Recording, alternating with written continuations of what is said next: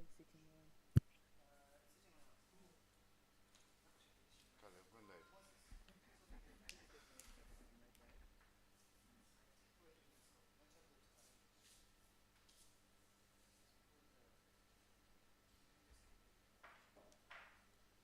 But in the future, you may be playing something, yeah?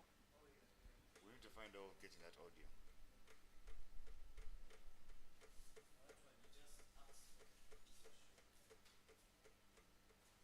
Oh, the stream is running better. Click the thing, there's an option to get import audio from the feed. So you just click it here. So that will bring the feed as well. It will bring audio.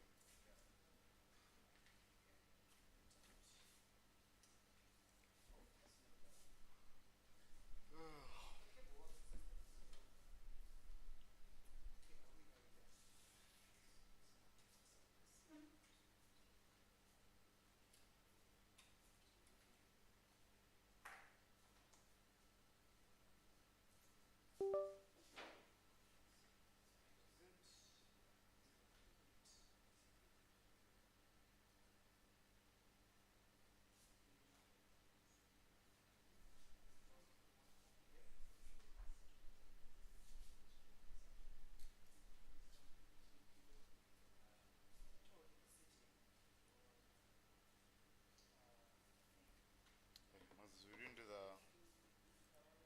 the live for. So you didn't turn on the what? So here the tutorial is being in your stream, yeah?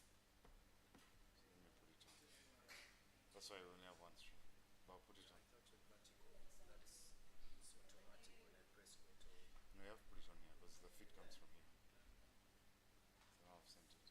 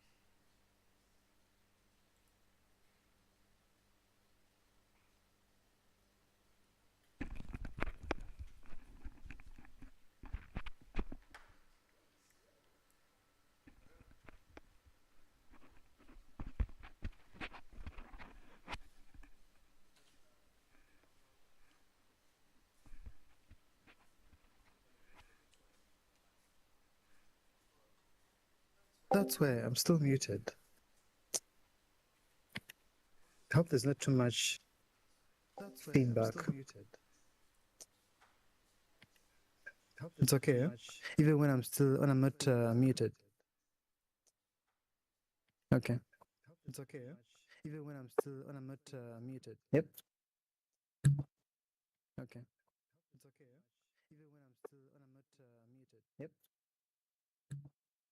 Okay. Yep.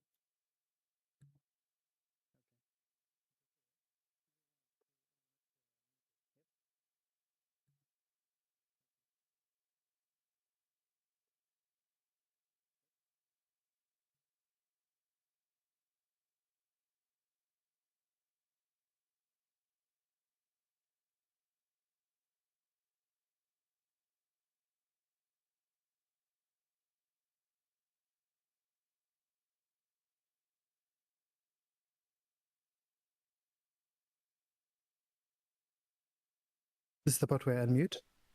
Yep. All right, guys. I don't know if you guys can hear me. Thank you for coming. How's everyone doing?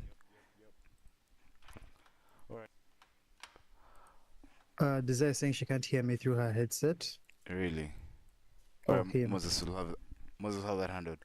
Good morning, guys. Welcome to the stream. Welcome to our game development live stream. How's everyone doing? Thank you for coming through. Thank you for sparing that time and pulling up. I just want to confirm that everyone can hear. Please, if you're on TikTok, let us know. I'll just go over to the main screen, maybe give you guys a better feel. Guys, let me know if you can hear me.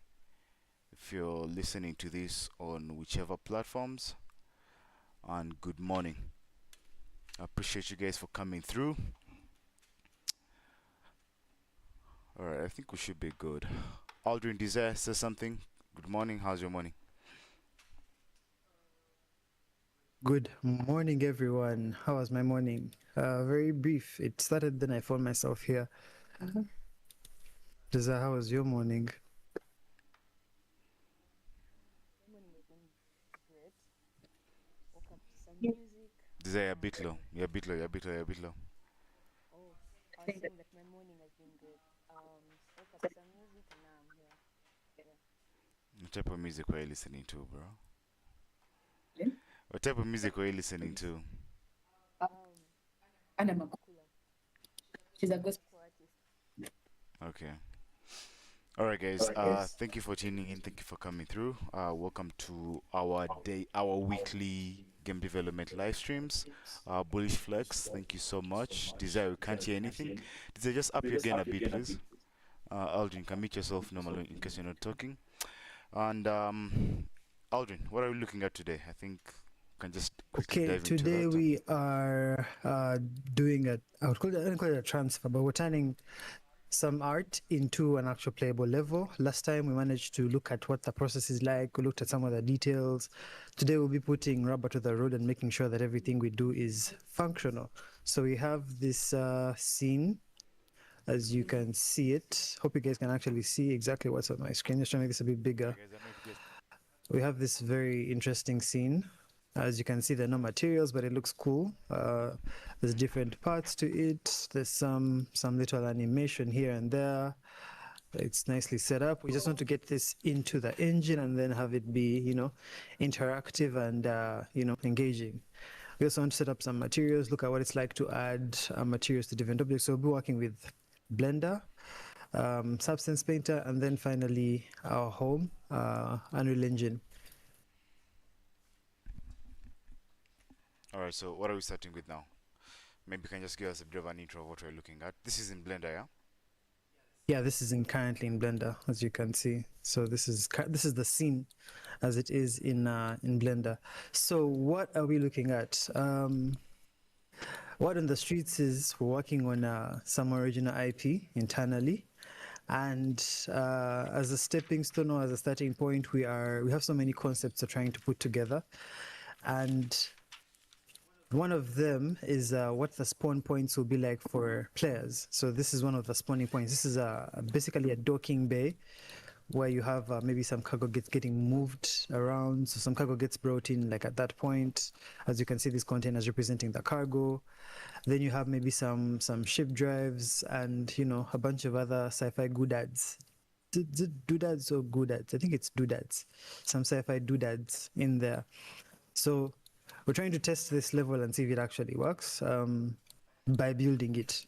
So set it up real quick, have it running. So again, relying on having a small team means you have to rely on the team strengths. And for me, building a level within Blender it doesn't take a lot of work. So that's the first way. It's easy. We build them in Blender, test the lighting in Blender, test the materials in Blender, and then, break it back down to tiny pieces and then reassemble it within Unreal Engine. So that's what we're going to be doing in this stream, as you will see.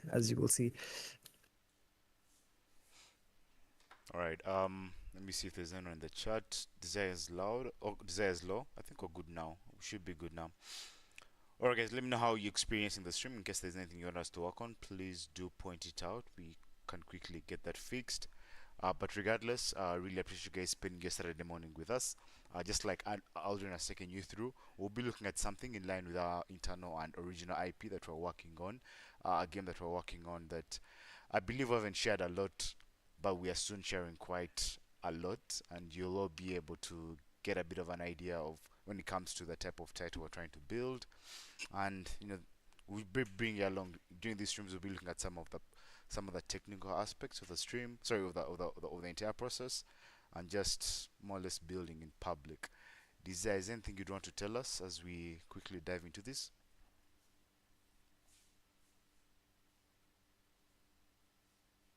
Um, Not yet. I'm just excited to see what Alden is going to build, especially the spinning thingies. I don't know what to call them yet, but yeah, I'm excited to learn all that. All right, Aldrin, I think we can just quickly dive into it. Okay, let's get started. This is going to be one of those streams where we, take our time and go bit by bit, and look at the different interfaces, see how they're actually working, and everything connects. So, from the last stream, I talked about how Blender is our content creation software within the studio. So to use to author the majority of our materials. We're authoring, assets. By authoring, it means where we create them from, where we do the modeling, where we do some of the texturing, things like UVs, and you're going to see all of that happen in real time from here. So we want to go from what you're seeing here, and we want to get that into our engine and have our characters run around and play with that. We're going to build onto the existing map that we had made, the map that we made during the level design. It's not the level design, the modular kit live stream from last weekend. So I'm going to open that project up, Okay. and we have everything open concurrently, and then we just dive right in. I hope I'm not muted. I am not muted. That's good. I'll be letting you know. Okay, thank you. Okay, so what are we looking at here? As I've explained, this is a docking bay. So for those of you who are sci-fi fans, I think this will look a bit familiar in that you have maybe a ship, and this is the point where you'd have other vessels enter from, and then they'll probably like land somewhere around here. We're adding more mystery to it by adding a bunch of different bits and bobs, adding details to the surface, and we're trying to see how that actually works. The challenge here is that if I look at the scene statistics, let me just come up here and turn them on. Actually, turn on my screencast key so you can actually see exactly what I'm pressing. Is that enabled here? Let me just enable that. Get extensions. Screencast. Oh, continue, allow online access. Okay. It looks like it's already installed. Let's have to enable it. Where could that be? View. How come I'm not seeing it here? Animation. Give me a second, guys. Let me just look for that setting, because I want you to see exactly what I'm pressing on at any given time. Let's do it from here. Aldrin, Yep. I have a question. Yes, Why please. does it appear like you have already built something within it, like the scene is already built out? The scene is already built out, but it's built out in Blender. We want it to be here in Unreal Engine. So we want it to be here. We want to join this other scene. I think we'll have to create another level. I think I'll take you through how that's actually done. I remember you're curious about the concept of like having different levels within one of your maps. So you can also look at that as we go. Let me just set this screencast keys up real quick. It looks like it's already installed, but for some reason, let me just do that again. Uninstall, reinstall it. Hopefully this is more successful. Yeah, that worked. So you can come here and then just enable them so you can actually see exactly what I'm clicking on. So first things first, let's just look at our scene from this particular point of view, and then let's break it down and see what we are working with. So I'm going to get my trusty grease pencil. and we just go bit by bit. So annotations. So we have 3 different sections. We have, this is going to be the focal point asset. I won't lie to you, as a huge sci-fi fan, I have no idea what this is. It looks like some kind of drive. I know I'm the one who made it, but it looks like some kind of drive. It's there to add a level of interactivity, or, to bring life to the scene, because it's animated to actually move. So it could be maybe a part of an engine that's like exposed to the rest of the ship. Could be maybe a part of the life support system. We have a couple of piping elements here. Then we have this. This is again part of that same life support module, which is, there's a tree inside here. I think it's whoever designed this ship designed it to have a bit of greenery to make sure that people don't forget their origins or something. Then we have these this paneling at the bottom. So the paneling is supposed to be the one that we use as footing on the ground where people actually walk from. Then I have some people here for scale. This is just to establish the scale of the entire scene. And then you have this complex, intricate paneling up here at the top to make sure the scene looks busy and full enough. This is an open area. It's fully glass, so you can actually be able to see the space on the outside. Now, we're trying to see how many of these elements you can actually get into the engine and how they will translate. So we're going to just break down this scene into its individual elements. So the first thing that I did during the creation of the scene itself is to make sure that it's quite modular. I remember I was preaching modular assets. So what does that mean? If we look at this one element, we have these modules that are built up to create the sides of the wall. So you have one here, another one, and then a couple more. So those are the ones we're going to be working with first. We could look at how they were created briefly. If I can just get like one of them, then I show you how the rest of them are actually made. So we needed a floor, a wall, some kind of ramp offset here, and then the ceiling bit. So how do we do that? We add a cube. Just to show, this is actually quite easy to pull off. We add a cube here, then we can now match these dimensions. I think this was about 4 meters, 1, 2, 3, 4, 5, 6, about 6 meters wide. So I'm going to just curl this along the X. That's more than 6 meters. Yeah, that should be about right. Then we get that up. It was quite high, somewhere there.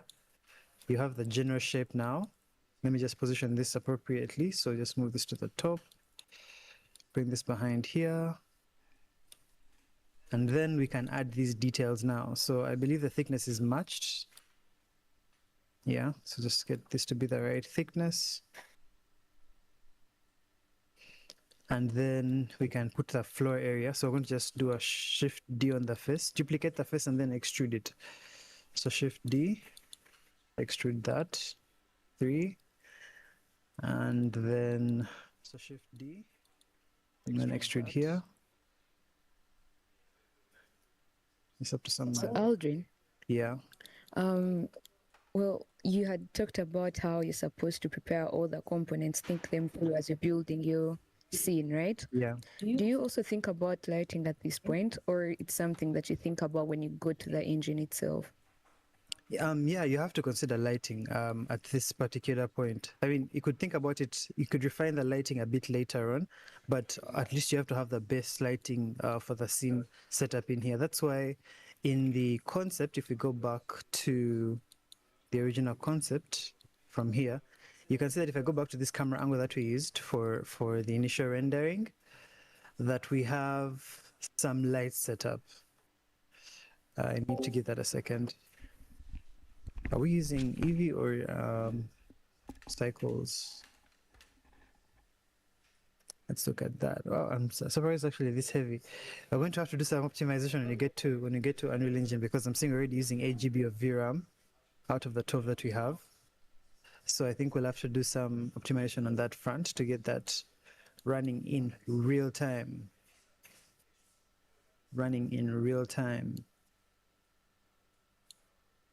Okay, is something amiss? Something is up. Is something amiss?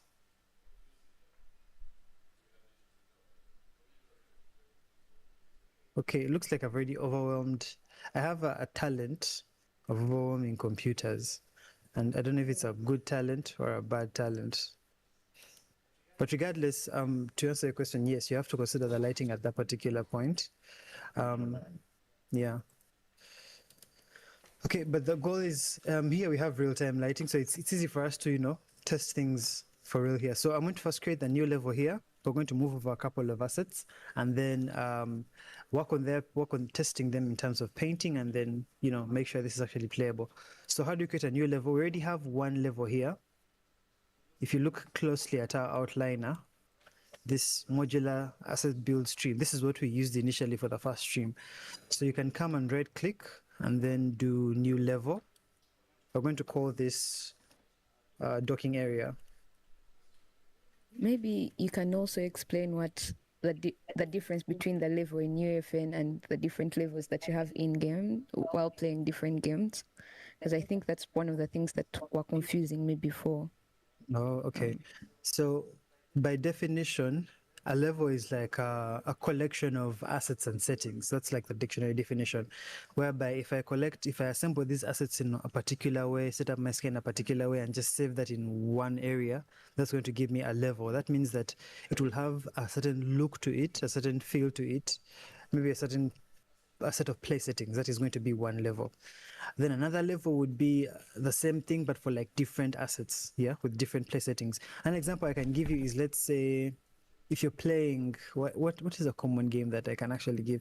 What the thing that happens between loading screens? Let's say you're playing a Bethesda game. I'll give an example of either Fallout or Starfield, or I need a popular Bethesda game.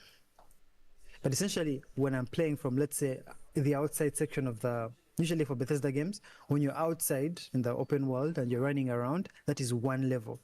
When you enter a building, that is usually another level. So oftentimes you'll see a loading screen because it's bringing in the assets and everything, and then bringing you into that new level. So it might seem like a seamless, it doesn't really seamless because it's a loading screen, but it might seem like you're within the same world because there's continuity, because there's a common design thread between level 1 and level 2 that you feel like you're still within the same world. But in actual sense, this is one set of settings, then this one that I've made right now is a whole new set of settings. As you can see, this is completely empty now, so this is a different level entirely. I don't know if that actually clears it up. Yeah, Yeah, it does. yeah. So this level has its own settings. There's island settings here, world data, there's world partition, minimap, and all that. It's all set up for you here. There's actually I don't think this level has terrain. There's actually no terrain in this level.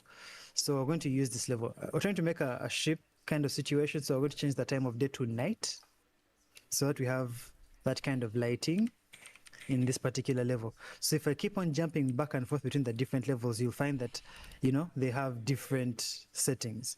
So what happens when you're playing a video game and you enter a building or advance to the next level is going to be this loading that you're seeing happening here, and then transitioning into the next section. So first we're going to be working from within this next one.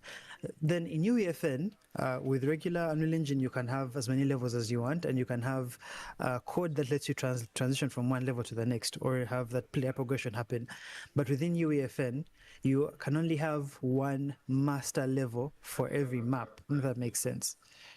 Does that make sense? Yeah, it does. Okay, so what we have in general, what you end up publishing is going to be a map, but that map can only have one level set as the default level.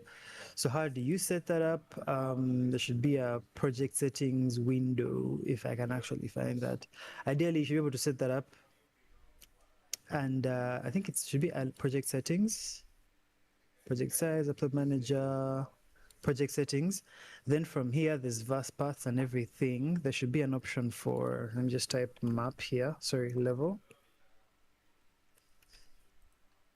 There should be an option where you actually get to choose vast version, general title, localization, experimental, information, selected brand. Ideally, there's a point where you get to choose the default level. I just can't seem to see it right now, but we'll actually look at that later on when we begin our session. When you launch our session, because you actually have to choose the default level we're going to be launching the session with. Okay, so let's go back here. Wow, let me just restart Blender Why is it because crashing? I have no idea. All I know is that we are using 3/4 of the VRAM already, so I think it's not liking that. Let me just restart it. Also, I have two versions of it open. I don't know why. Let me just close the other one and then get it back and running. I think we have the 5.1 installed. Okay, that's good. Let's just launch that again and then we go through. So what I wanted to show you guys initially was just a breakdown of how the different sections are modeled without taking too much time. So you can see that these are different bits that are being put together to make the entire scene or to form up the entire scene. So for example, I want to leave this camera view here. Then on this other side, we can look at the different bits and bobs involved. We have this ring section. Let me just hide that real quick. Then you see these walls. These are repeated modules, yeah? And the mother module for them is this one here. So if I edit this one, you can see I can actually edit all of them at the same time because they're a copy of that. So if I isolate maybe this one of them, I just need to get this into the engine and then use that as a building block to create a much more lengthy hallway. So these are going to be filling assets. Then on the more complex side, we have these elements here. These are going to be our spinning elements. You see those? So this is one element. As you can see, it's a bit complex, but not necessarily too complex. Essentially just, I'm going to show you how we can model this real quick. Actually, for those who are curious about modeling, we can look at how this entire contraption was created. One thing about doing the modeling here is that details are very, very important. They sell quite well, they scale quite well. So for you to create something like this, it's very simple. We just add a circle. I would have begun with a cylinder, but I'm going to use a circle instead. Then change to edit mode, do an RX. Make sure it's facing that. Get the size right. Make sure you do this scaling within edit mode so you don't have any issues with scaling later when you're doing your exports. I'm going to change my settings here to global so I don't have any issues there. Hit F to fill, insert here to create that section. I'm going to make a donut out of this so I can delete this. Actually, there's so many ways to skin a, what's that saying? So many ways to skin a what? A cow? Allah. I forget it. I was going to say to skin a cat, but that sounds like animal cruelty. So I will Jesus. not say that. But Aldrin. the As Aldrin but is still figuring out his moral compass, I'll first jump in here and just greet everyone who's joining us. What's good, guys? Thank you for coming through. Those that are tuning in on TikTok, those that are watching on YouTube, we really appreciate you guys spending your Saturday mornings with us. Welcome to Arudem. Every Saturday, 10 a.m., we'll go live and take you guys through a few game development concepts and some of the works that we're doing within the game development space. So I truly appreciate everyone for tuning in. I truly appreciate everyone for coming through. And if you have any questions, please drop them in the chat. We'll spare the first probably 10-15 minutes of the stream to just go through some of your questions. But fundamentally, I really appreciate everyone for tuning in. This is a Ugandan game development live stream for all those game developers out there. You can jump in and let us know if you're working on any projects. We are also currently working on internal IP, and every Saturday we'll be just taking you through a bit of the behind the scenes of what we're doing and some of the concepts we're trying to put together. But fundamentally, if you're watching on TikTok, you can hop over to YouTube if you want a better viewing experience. But all in all, like I mentioned earlier, I really appreciate you guys for coming in, for tuning in. And maybe Aldrin, just for the sake of those that are just joining us, could you just give us a bit of a rundown of what we're working on? Because I think we said it much earlier in the stream, just so that everyone can get a bit of a better idea of what we're currently doing. okay, so what we're working on today, we have a level designed in Blender as a concept, and we're trying to get that level from Blender into Unreal Engine. What does that involve? It involves, breaking down the level into tiny bits and bobs that can be used repeatedly, which I like to call modules. It involves, we're going to do some materials later on. I think it will be the second last thing that we do. Actually, you can do it after import. Then we're going to be doing a bit of modeling too, as you have already seen with what is going on here that Desire is already complaining about.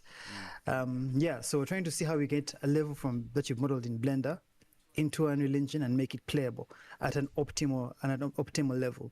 By level, you mean just basically getting what we're looking at right now into Unreal. Yes, getting this and then taking that into our engine here. All right. Yeah. All right, Yeah, cool. that's what we're going to be doing.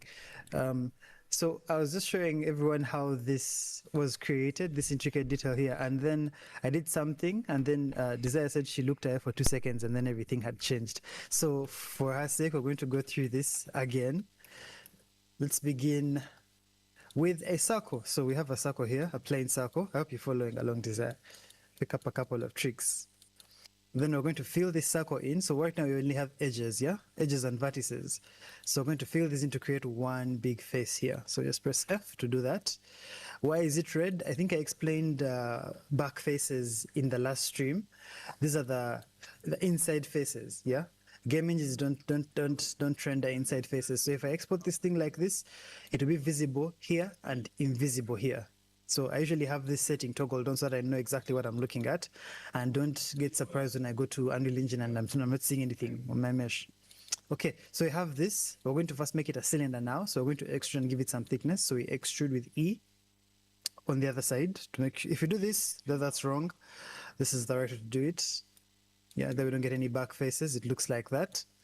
Then we're going to use this geometry. We're going to put a hole in here to make it a donut now. So we select both faces. We hit insert to insert those faces. I. And then now we have that inserted B. Then I want to create a hole here. So like I showed you last time, amateurs would go would go X faces, then come here and try to fill it in. But as the professionals, we select that, and then we bridge faces, and we get something that looks nice and neat like this, yeah? So then if you want to come from this to this, there's one more step, which is a bit of clever selection. There's so many selection tools available here. If you come up to select, there's all, none, invert, box select. But we're also going to select, we're going to come here to edge mode, select everything, and then we're going to deselect all the edges along the circumference, yeah? So to do that, we're going to hold down Shift, Alt, and then click. I don't know if that makes sense. Because normally Alt and click just lets you sort of like select a whole ring. This time, since the ring was already selected, that same operation deselects the ring. So what we want is to get just these edges that form a square, these ones here. That's all we want. So I have to remove all the other ones from the selection. So I click again, come back this side, and then turn that off. So we have now just these ones here. Are you seeing that interesting shape? Then for us to get I don't know, there's a term for this, but my vocabulary today is quite limited.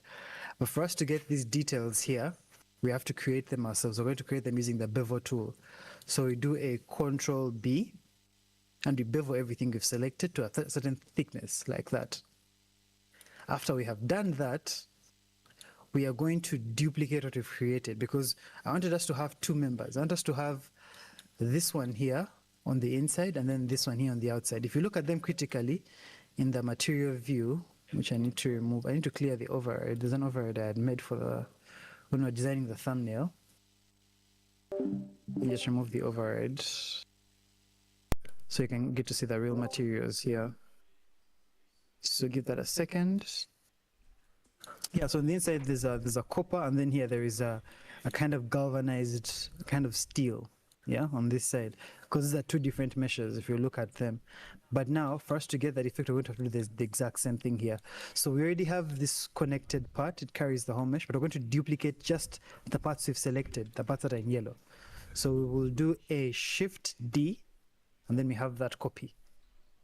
This copy is what we're going to use to create those other sections, yeah? So this is already flying around. For you to not select it, you just have to right click again, it goes back into place. And then for you to separate that from the other mesh, you just simply do, you press P. Yeah, it's one key. So if you have, let's say, a face or a body that you want to separate from a different mesh, you click on it and then hit P, then it will give you options for separating. Should I separate by selection? That means everything that is selected becomes a unique mesh of its own. Do I separate by material? This is quite useful in case you want to, if you have different materials on one mesh and you want to separate the different materials from each other into different meshes. Then also by loose parts. Loose parts is very, very useful In case you have different disjointed meshes within one object, you can just select everything, separate by loose parts, then all the loose bits and bobs will become their own individual meshes. So for us right now, we're interested in by selection. So we'll hit selection, and we'll now have two meshes. We'll have, okay, this is, yeah, it's very difficult to see here, but if you go to wireframe, you can actually see it. We have the original mesh, then we have this one here. You see that selection? So they're just overlapping. Eh? This is the one we're going to use to create this section here. So we're going to do a tab, select everything again, and then we're going to extrude to give it some thickness. You could use the solidify modifier, add modifier, generate. I actually didn't do this the first time, so this is me experimenting. Solidify, and then you increase the thickness. Okay, it's giving us wrong faces. This is why I didn't use it the last time. I think I have to adjust my offset. Yeah, so you could do that. Doesn't look very neat, so I'm not going to do that. So I'm going to just do an Alt E, that's to extrude faces, and I have then a question, Aldrin. yes, yeah. What's the importance of having the two of them? Because you said you have an inside one and now the outside one that you're trying to create. Why not just create the outside design straight? What I wanted is because the way this is animated is why I wanted to have two of them. Wait, why did I want to have two of them? Essentially, I wanted them to be two separate objects. That's what I wanted to do. So I can have like a bit of parallax in the animation, so that these guys are maybe spinning while these are not spinning. So you can have them like running on those grooves. Makes it look a bit more interesting. But we'll see that when you get in engine. That's why we have to have two. So let me just do this again. Select everything. Alt E to extrude, and then extrude along normal. So you get that shape. This is where you got lost from, right? Yeah, so now we have something similar. All we need to do is round off all these edges. How do we do that? Again, more selection tricks. So you can come to that edge select one of these. Yeah, just one of these. And then do a Shift G, and then we're going to select the same length. So I don't know if you've seen that. You have this line here, it has a particular length to it. You can look at that length from here. Why can't I see it showing up? I enabled the gizmo. Edge length is here, but it's not being obedient. Anyway, you have that length set up at this point. So you can select edges of similar lengths. So just do a Shift G.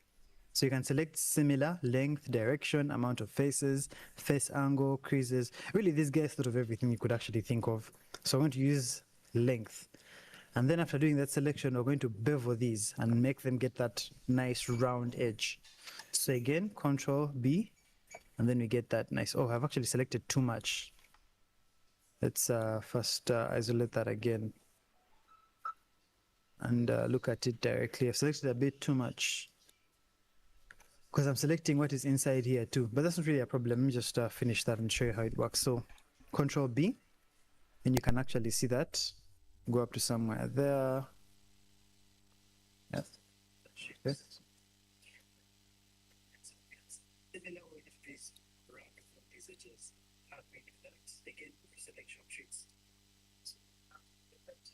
Okay, I don't know what just happened, but got a thumbs up, so that's good. Okay, so again, I just Control B, bevel this a bit, add some roundness, and then we get something close to that. So again, I just Control B, bevel this a bit, add some roundness, and then we get something close to that. So again, I just Control B, bevel this a bit, bevel, and then you have that working. Something close to that. So okay, so you just get rid of this. Then the next ones are going to be these pipes on the inside. These ones are fairly easy. They're just going to be cylinders that are holded at different sizes to give us that look. Then for the animation, we're going to be doing that again, but this time in engine. Yeah, so we'll be doing the animation again in engine. So I think we should begin exporting some things. I think that's what we're all eagerly waiting for. Yep, let's get some things moving. So first things first, let's begin with this collection here. Again, I encourage you to use collections a lot. So this is wall panel 1. I'm going to select objects. then take them aside and look at them critically. So what is going on here before I export it? I have this one big mesh. I have an array here. This is an array. An array is just a modifier that lets you repeat a particular object. So if I pull this back, it creates more of them. We only want to have the few. I'm going to turn on scene statistics here so I know exactly how many polygons I'm sending to my engine. As much as we have nanite in Unreal Engine these days, you still have to be worried about your poly count to make sure that you don't get too much of that nanite overhead. So I'm going to enable scene statistics. Yeah, so you can see this is only 684 triangles. So those are quite few. That's a very reasonable number of triangles for an asset like this. So the first thing we're going to do here is UV unwrap this. I explained UV unwrapping last time. It's going to be just simply unfolding these different faces and making sure we can easily texture them, yeah? Yeah. So let's just switch here to the UV workspace, UV editor. Right now, these are the UVs. This is a disaster. You can't use this because they're overlapping. If I come into edit mode, you can see, okay, I don't know it's showing us with that image. Let me remove this. If I come into edit mode, if I select one face, you can see it's there. It's even off the canvas. The other one is somewhere here. This one is, oh, okay, these ones are overlapping. We don't want that because what happens when you go to paint and put the textures on this, you'll find that what I put here will also be appearing here, but I might want something different. We'll see how that works when you go to Substance Painter. So let's fix all of that right now. We said our poly count is fine. 124 is not bad, but we have a modifier. We have, if I just hide these real quick, we have something cutting holes into this mesh. And we're using that to generate some interesting detail. So we just have to apply that modifier. I'm going to just come select the object, come to modifiers here. And slow them again a bit. And we're going to just simply apply this. Then we need to apply this one too. So here we have some lines going through here, and we're going to apply those ones to go through, just simply.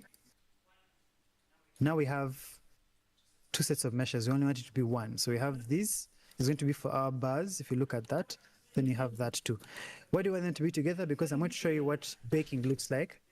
Baking simply creates a special set of maps. It's going to look like magic when we look at it in Painter, but it creates maps that allow us to calculate corners and creases within our model. What does this let us do? This lets us add effects like dart, effects like metal edge wear. Metal edge wear looks something like this. Let me just go and use the internet as a crutch now, just to show you guys what to expect when you go to the painting software. Is my edge open here? Oh, it's actually Chrome.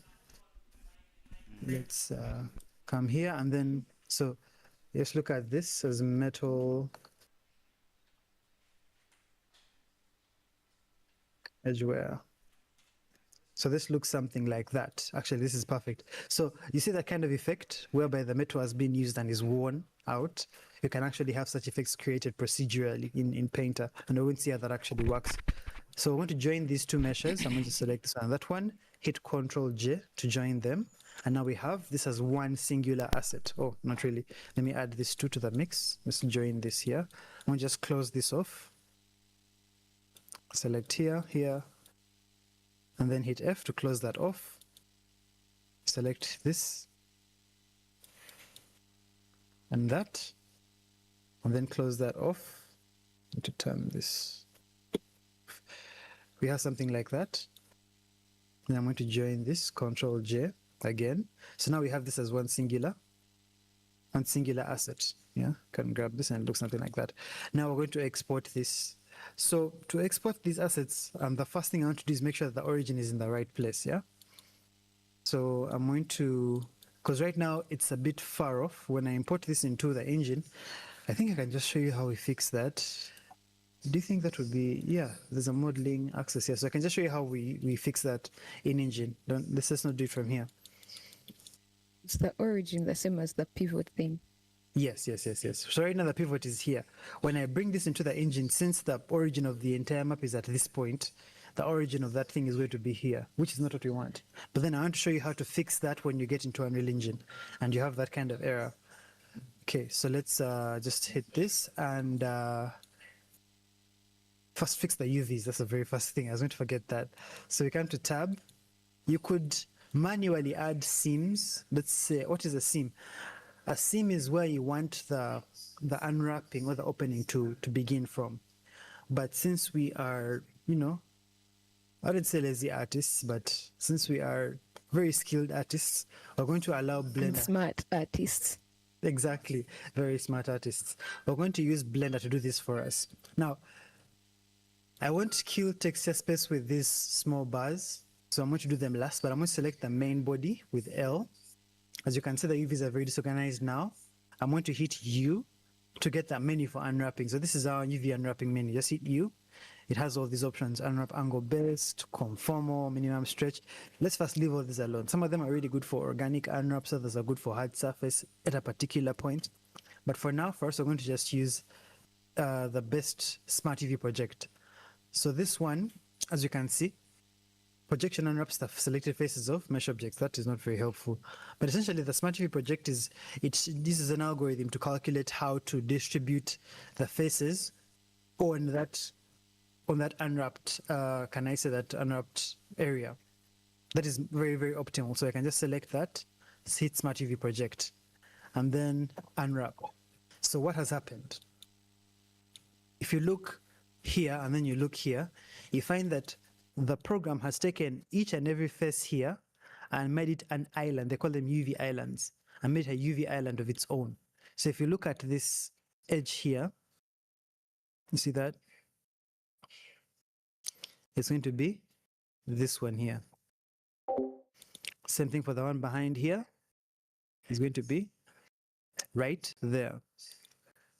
Then maybe the top one will also be, you can actually sync up the selection so that when I select something here, it appears there. So if I select these two faces, you can see where they are, where they've been unwrapped. If I select these two, you will see that they are right there. That's what it looks like. Yeah, I'm a bit skeptical about the orientation. I'm not really the biggest fan. So there's one other thing we have to fix also is overlap. So overlap is not a very good thing.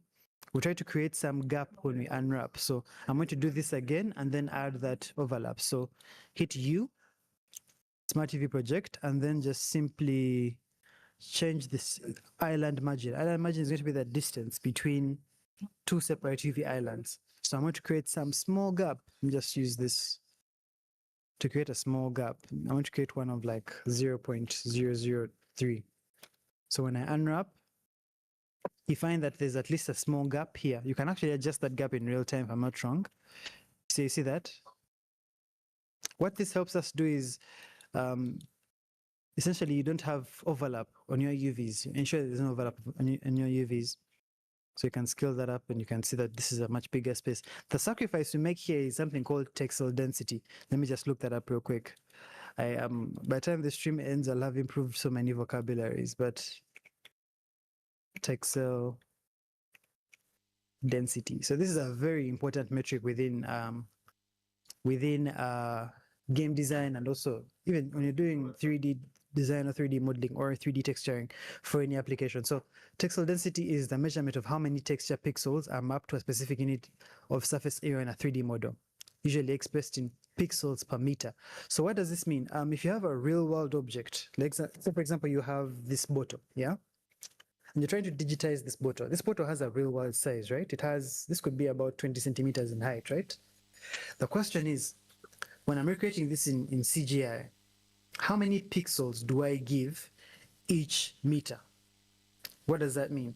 If I say I'm going to be cheap and say I'm only going to use 10 pixels to represent this entire area, I'm going to get a blurry image. If I say I'm going to use 100, I'm going to get an extremely sharp image. And we'll see that when we go into the engine, in that there'll be textures that you look at up close and you find that there is a very high textile density. And when you look at, maybe when you're playing like Call of Duty or any other game, and you look at the gun model, yeah, you see that it's extremely sharp. The details are quite sharp. They're really well done. It's because we allowed we allowed so many of these details to take up a lot of space. Yeah. So I'll give you a comparison. I feel like it has not sunk yet. Let me try to re-explain it properly. If I have these UVs looking like this, it means that on this entire texture, this could be a 2K texture. We want to use 2K textures only, just trying to make sure we are conservative with our memory usage. Also, when you're using UEFN, it really likes 2K textures. 2K means 2048 by 2048 in terms of the dimensions. So if I have 2048 here and 2048 pixels here, it means that, for example, this small region may get less than 100 pixels. Now, if you find that this thing in the real world is supposed to be maybe 8 meters large, you find that you get a very small amount of pixels per meter. Meaning when the player comes close to this thing and looks at it, despite it being in the highest quality possible, it's still going to be unsharp, it's going to be blurry. And that's texel density. So you ask yourself, how many pixels do you want to have per centimeter? So this will affect how you do your UV unwraps, how you separate your objects. Do I use UDIMs, which is going to be different UV sets packed into one? So there's a lot that goes into there, but for now, it's just, this is what it looks like. I'm not going to sacrifice too much of my texel density, so I'm going to do an L. Unwrap again, cube projection, and then, oh, not cube projection, U and Smart UV project, and then simply change this distance to 0 point. I'm going to do 0.3 to get something that looks like that. So there's a small gap, but not too much to be eating into my budget of pixels per meter. So now we have this unwrapped. Then for these ones here, I think I'm going to just select all of them at once because they don't need to take up space on my UV. I'm using how much space they're taking up. They're taking up all this space. It's the very small details. So if I select everything, you find that they're causing some category, they're causing some chaos here. So we're going to just get all of them, combine them and put them in one small corner because they're going to be sharing all of their textures. So how do we do that? We're going to first select all of them. So I'm going to just come and just painstakingly select them. Oh yeah, there's a faster way of doing this. I don't know why I'm not using my entire brain. So you could select everything and then just simply deselect the big mesh. Just to shift, deselect the big mesh, and now you have them selected. Deselect these two. So all of them have now been selected. So like I said, there are very many ways to skin a cat. I don't think that's how you say it, but you get the point. So you have something like that. They're all selected. So we're going to unwrap all of them at once. So I'm going to do U. They don't skin cats. They don't skin cats, man. Come on. I need to figure out what they're saying actually is because I feel like I want to use it a lot and then First Google it right now. because so many ways to skin. It's a cat. Yeah. All right. There we go. I don't know who came up with this, but yeah, there are multiple different approaches to achieve the same goal. Maybe I could mean a line. At least I was close when I said a line.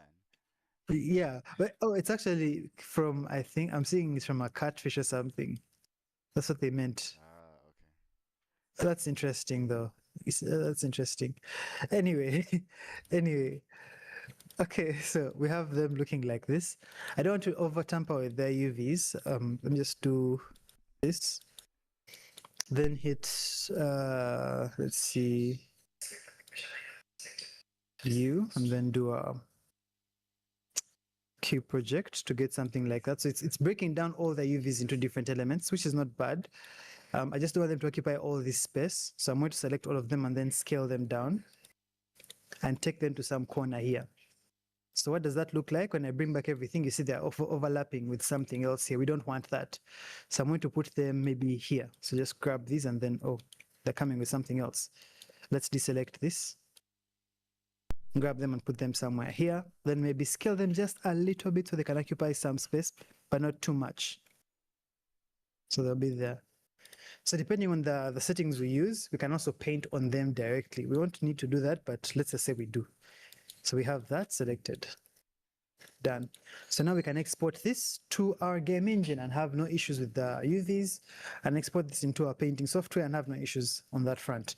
Now, one thing that I've done here is that we have only one material on this entire thing.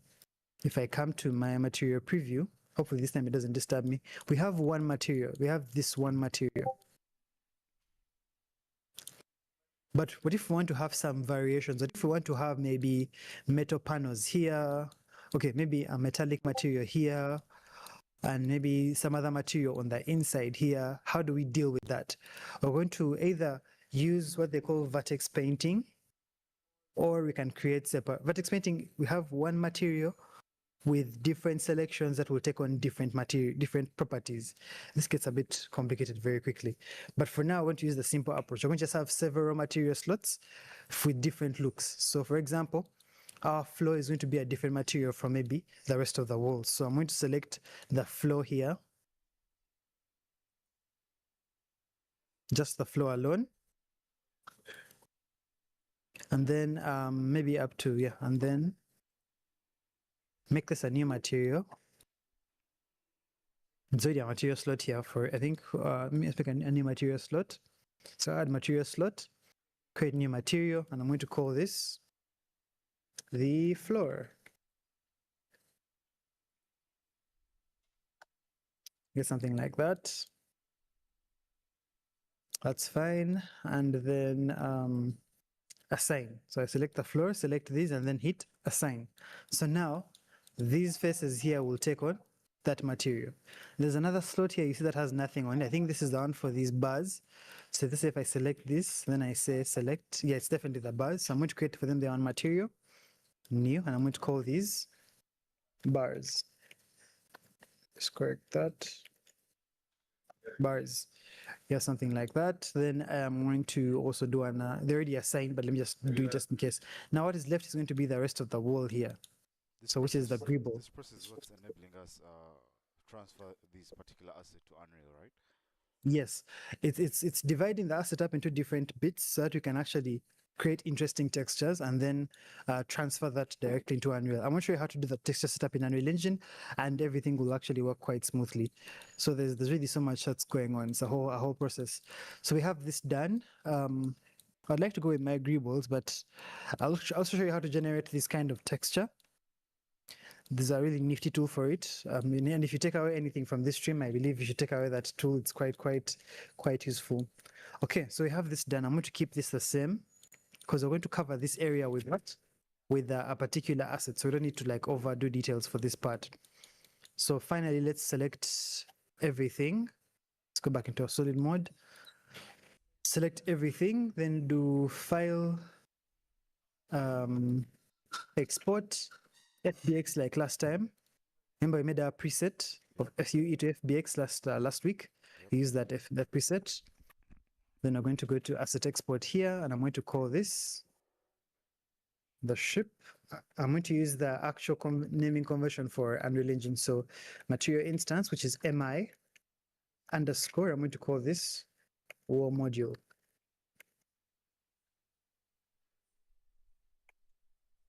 Hit there, and then we can export that, export FBX. So now that's exported, we have that done.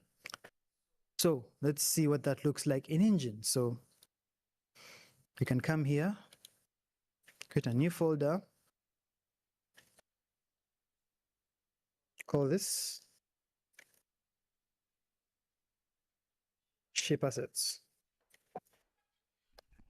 So assets underscore shape. So we select this, then we import what we exported just now into that. So hit import. And I believe this was on disk D, if I'm not wrong. Asset export. How heavy is it? It's a very small asset. Okay. Remember, we had like 600 polygons, so it's actually about 29 kilobytes. Yeah, it's quite small. Quite small. I think what you'll appreciate as we go in this stream is that meshes sometimes are not as demanding as textures. Textures take up so much space in memory. Yeah, so let me just select this, and then you have that. So this is the import menu. We don't want to import any materials right now. So I'm going to turn that off. Why is that? Because we're going to create our materials somewhere else and then bring them in after the fact. Yeah. So we hit import, and then we just get the mesh alone. It looks something like that. I think I'm going to use the other map as our showcase map because I was doing a, Last weekend, yeah? Yeah. So let me just use that as our showcase map. It already has a lot going on, so I can just use that as our showcase map. So, and it's actually playable, so I don't want to tinker with those settings. So let's come here, ship assets, and then just drag this in here. So you see we have something that looks What happened? The very reflection, similar. The full structure, the what we're reflection, doing, the reflections. yeah, now those are going to come with the material that we're going to create. Okay. Yeah. So as I was telling Desire, you see now where the pivot is, it's in a weird place. We don't want it to be there. You want it to be maybe at least at one of the corners, or worst case scenario somewhere in the middle. We also have some Z fighting down I was here. about to call it out. I was about to call it out. Z fighting is a Yeah. bad sign. It's a very bad sign in that case. Yeah. So we're going to fix all that. Now, this time instead of having to go back to our DCC, we're going to fix it from here. So there's a modeling mode in Unreal Engine. These are like recent things. These are Unreal Engine 5 things now. I think 5.4. Oh, So it's come like here. Derek says I'm a bit low. Derek, how's that? I think I've upped my volume a bit. That should be better, I believe. For those that are joining in, let me know if my audio is good. What's good, everyone? Uncle Baka, I see you. Thank you so much for the likes. Appreciate you guys for coming through. Those that are watching on TikTok, you can head over to YouTube if you want a better viewing experience. You get to see the whole engine and a bigger perspective of what you can see on TikTok. Yeah, again, we Okay. appreciate you guys for tuning in. I appreciate you guys for coming through. And we run these every Saturday morning, every Saturday 10 a.m. We'll be doing game development streams, or we take you we'll take you a bit behind the scenes on some of the projects we're working on. Case in point, our original IP. All right, Aldrin, is the Z fighting done? We're going to I fix was it trying to first buy now. some time for you to work on the Z fighting. Oh, okay. Yeah, so I'll just show you guys how you can actually fix that. So you don't have to go back to Blender. You can fix it from here directly. So you come to edit pivot. So you switch from selection mode, which is the default, to modeling mode. Or if you know the shortcuts, it's Shift and 4. Then you can come to Xform. These are now really new tools. Then you can come to edit pivot. So this lets you change the pivot point of your asset. So I'm going to change mine to probably not left, right. It's not picking anything that I want. Let's just use bottom. So it's just here at the bottom right here. I'm going to hit accept, and then I can actually now move my asset appropriately. So just I'll take this back to selection mode and then simply fix that by raising it up to somewhere there. So you have that sorted out. That fixes the Z fighting. Moving it fixed the Z fighting. Why? Because remember I thought there was an issue there. No. It's just because this plane here was in the exact same space as the ground. Okay. I can't even replicate that. It's tricky to replicate. It's a very highly accurate mistake. But actually, just raising it up, just to fix it. What we're trying to do is make sure we can fix the pivot point so that we know that we can rotate this thing. But it's not the only Properly. reason as to why we have Z fighting, right? No, Like no, Z fighting can't come from anything else. Yeah, there's also one that comes from clipping. And that's the most common actually, whereby let's say you're playing a game, like older games, where when a character is having an animation and they meet like a wall, their hands just like go through. There's that instance also. Okay. So let's say we've done this now, we have that set up. Then we are going to texture it. We're texturing it from here. We're texturing it from Substance Painter, which is already open. So this was, I was doing a test here. Let me just clean this up. File, new. I want to do this in 2K for the resolution. And then select our asset.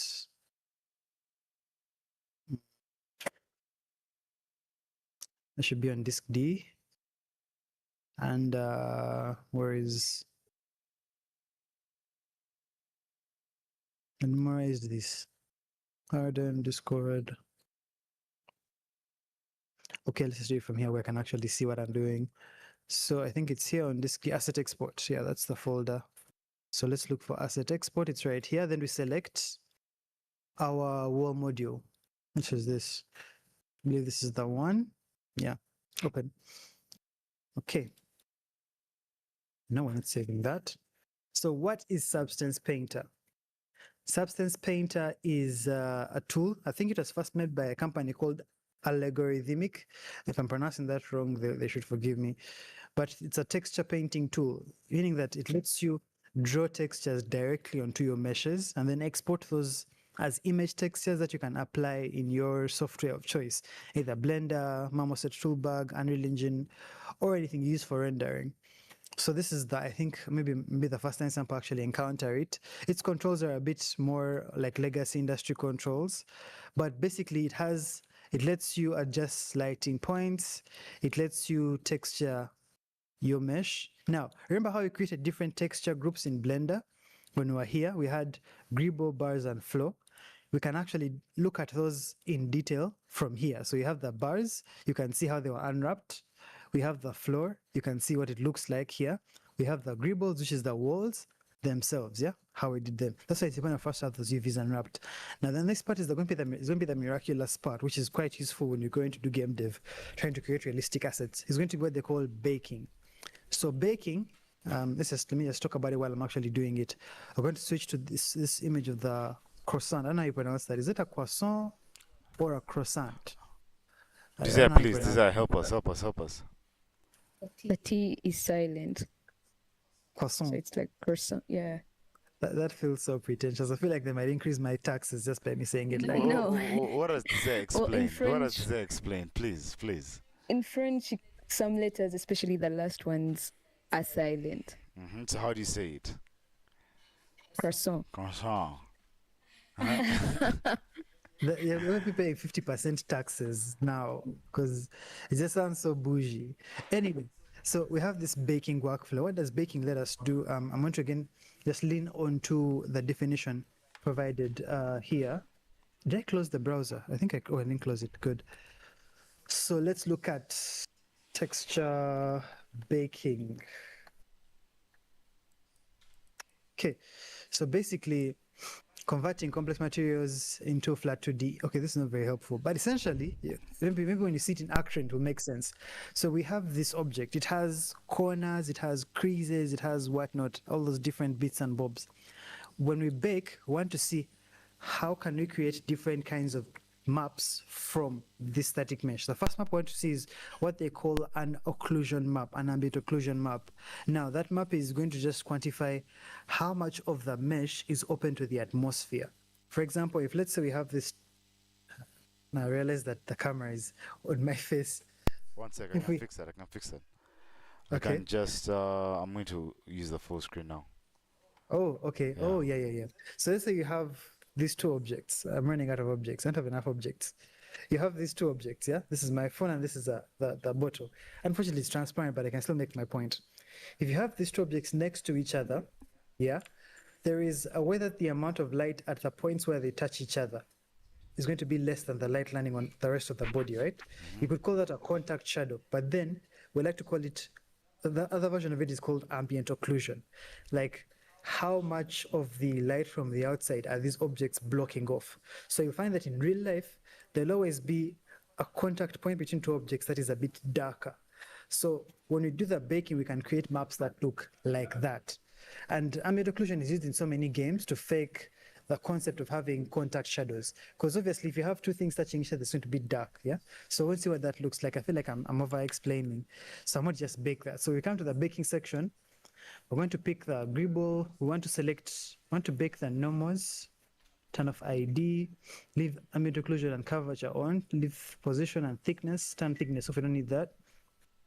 We're going to bake these in 4K so that we can get as much detail as possible.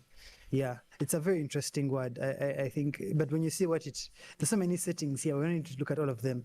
Just know this is the textures you're going to be baking. These are the maps you want to be creating while baking. The one we're looking at the most right now that is important to us is going to be curvature and ambient occlusion. Curvature is the one that lets us create metal edgeware. I think I showed you what metal edgeware looks like because it calculates what is the curve radius between this face and this face. And then you can have a map that can let you control how much of the material covers that curve, that corner. And you see what that looks like when I begin to add metal edgeware to these panels. Okay, so let's do the bake. Select bake, so you can see it baking now. It should be quite fast. We have really, really good computers here, so it shouldn't take long to bake 4K. So it's now baking for each material. You can even get an idea of what's actually going on by just simply looking at what it's creating. What influences the process? It's pretty much mostly math. Things like curvature. How, you can see how does this bend from that point. Yeah, even this is not the one for occlusion. How much is being covered. But if I put one object in front of another one, there'll be an occlusion map created at the point where they touch. So it's quite interesting like that. I think there's something that was not UV unwrapped properly. I think it's this one. It's having some issues, but it's okay. Can resolve that. Okay, so I think they should be done shortly. Okay, they're done. So you go back to the painting mode. And now, if you look at it critically, and if you can actually see it with this model very well, because I'm in 2K, but I'm going to show you one good use case of all of these meshes. So the first thing I want to work on maybe is going to be the floor. We have a bit of an error here. Yeah, I'm seeing that part didn't render. Yeah, it had, I think it was when we're UV unwrapping, it was probably left out. Yes, it was left out because if you select it alone, the whole thing was compressed into one edge. It was never UV unwrapped quite well. So I think we can fix that first, then we can continue. So I'm going to just select it and select the rest of this, then I UV unwrap those together. So Smart UV project, hit that. Now it's been added. I think it should be somewhere. Let's see. Will it sync up or are you just going to transfer it? I have to re-export and then re-import into Is it the entire thing or just that particular thing? The whole mesh. This entire mesh has to go back because now even these ones have moved around to accommodate it. Okay, So okay. Yeah, just hopefully we don't have any overlap. Let me just select this again. I want to see where it's landed exactly. Okay, I don't think we have any overlap. If I select everything, yeah, we have no overlap, so this is fine. These are close, but they're not overlapping. Let's just re-export this again. So save that. Then we go file, export, FBX. We're going to export it to the very same file we used before. So that we overwrite that, and then we have that done. So we can go to Painter again, and then just come to File, Import Sources, Recent File, Open, Close. There's supposed to be an option that lets us re-import the mesh. So you see that, re-import mesh. And now we've done that, we're going to need to rebake these textures so that it actually works out. So I'm going to go back to the baking option and then just bake that again. Even here, as you can see now, it has a good checkered pattern. Yeah, it's flowing in. Yep. Yeah, it's not being. It's flowing with the rest. Yeah. Let me just check on what is its face orientation because I'm seeing a black bit. I think it should be good. Yeah, it should be good. Then even when you go back to Unreal Engine, we still have to re-import it. Yeah. We have to fix it. So we right click and then we just re-import. Is that re-import? And yeah, we have that. Again, it undid the first thing we had fixed, but that's not really a big issue. We can just Ctrl Shift S to save everything. Come back here to modeling mode. Xform, edit pivot, and center, accept. Oh, wait, I use center. I need to use bottom, accept. Switch it back selection, switch this, and have it go up. Okay, so you can come back here. I believe this should be done baking. Oh, it's almost done.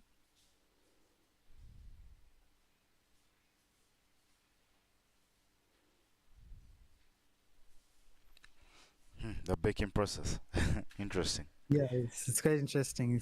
That's because you have 3 text assets. Yeah. And actually, this is not very optimal. Ideally, we would want to have one text asset for everything. But since we're not doing like a refined experience, we can afford to, break them apart. Because there's always a budget. Let me show you what the budget looks like, how much memory these things consume. So now everything is in caps. Memory usage. I think it's GPU memory usage because we're using VRAM. Yeah. So if we look at, let me just put,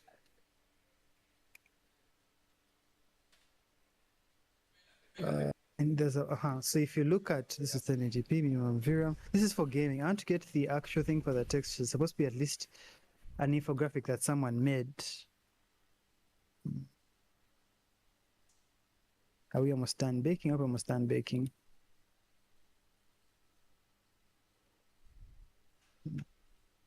The baking process is so colorful. Colors. It is. It is. Because of the I think it's mostly the norm map that looks interesting.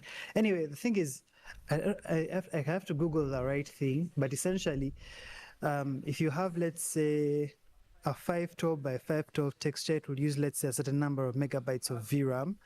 Then maybe a 1024 by 1024 would use a certain size, until 8K, which uses it uses some good amount of VRAM. That's why you see when you're playing modern titles, they find a way of sort of like, there's a word for it. There's MIP. It gets really technical by there, because what the engine does is that in real time, it decides which texture size to load depending on the view distance. So if you're up close to something, it can choose, since your player is close to this thing, let me load the 4K texture. If the player moves away, it will automatically downgrade that and load maybe the 1024 or the 512 texture instead. That's Yeah, I've seen that. I've seen that. That's texture streaming. Texture streaming is one of those things that work really well in Unreal Engine. And if you set up correctly, see some people talk about Unreal Engine and unoptimized games, and I'm like, at the end of the day, it's not really the engine; it's going to be the developers. The developers, and how much, okay. yeah, how much polish they put in. Because there's nothing wrong with spending some extra time to optimize your lighting, optimize your textures, optimize your meshes, yeah, and make sure that everything runs at a smooth, 60 FPS. Yeah, but we'll see how that works. For example, I can give you here, this could all just be one 2048 by 2048 texture set, yeah, and it would consume significantly less memory. There's some other artists who also combine different texture channels. I need to get that. I think it's very important for me to get that that graph. So I'm going to look for it. I think it's into discussions. Someone must have. Please tell me someone made a table of this, because I think it's texture resolution. Yeah, texture resolution. Yeah, actually, in Call of Duty, it's there. Yeah, so you can choose, and you can see how it affects your VRAM usage. They'll even tell you, Yeah, for in sure. some games. For sure. Yeah, your frames drop. Exactly. The frame drop can come from like the overhead of it trying to calculate those directly. I'm surprised I can't find this thing in like one Google. Oh, it's me who's having a Google search skill issue. Could be a prompt. Yeah, Google prompt. Yeah. Let me just switch to the AI mode. I think it might do a good job. Might actually try memory. This is exactly what I'm looking for. Sorry, guys. It took a while to find. So if you look at this texture resolution, zoom in a bit. Means That's the Control Plus. Yeah. There It should be. So you see texture resolution, total pixels, then raw memory, uncompressed, then MIP mapped. MIP maps is, like I said, when you have an 8K texture, the engine is going to automatically create 4K, 2K, 1K, 512, and then I think it's 128 automatically when you load it in. Those are what they call MIP maps. That's done automatically by the engine. Now, if you look at, let's say, for example, this 512, this is very small. This is less than 1K. It uses only a megabyte of RAM. And also maybe 1.4 when you have the MIP maps created. If you look at an 8K texture, you see that it's going to use over 357 megabytes of RAM. So now imagine you're playing your game and you have you put in 6 objects with 8K textures. Yeah? You're going to say that you're going to use up your VRAM very, very quickly. Yep. Yeah. So I think the baking should be done. Yeah, okay, baking is done. So let's return to painting mode. So we have the bars, we have the flow, we have the gribble. Gribble is going to be our walls. I want to first remove this paint layer that I added. Something I painted on. I think it's this one. Let's remove that. So this is what Painter lets you do, which is really, really cool, is that I can build a material from the ground up. So for example, if I want to have, excuse me, if I want to have like weathered walls that look like the paint has been there and used for a while, if I come to the wall material, which is Gribble, I can first add a base color. So I'm going to first delete this. I first add a fill using my base. And let's say I want this to be blue. So I can come to the fill layer, select that, and then choose the color to be maybe a nice dark blue. Not that, that's not blue. These are colors that. None of the colors you're using seem to It's be blue. like a proper blue. Because anyway, let me just try to make it a bit dark, because I need to be a bit dark, something like that. Okay, yeah. That's close to blue.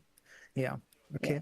So something like that. Then on the next layer, I want to have a bit of grunge to be For a bit. some reason, it reminds me of Peter Msizi wa Lunch. Do you know that thing? That ad that was everywhere. Yeah. Yeah. But that's basically what you're doing actually.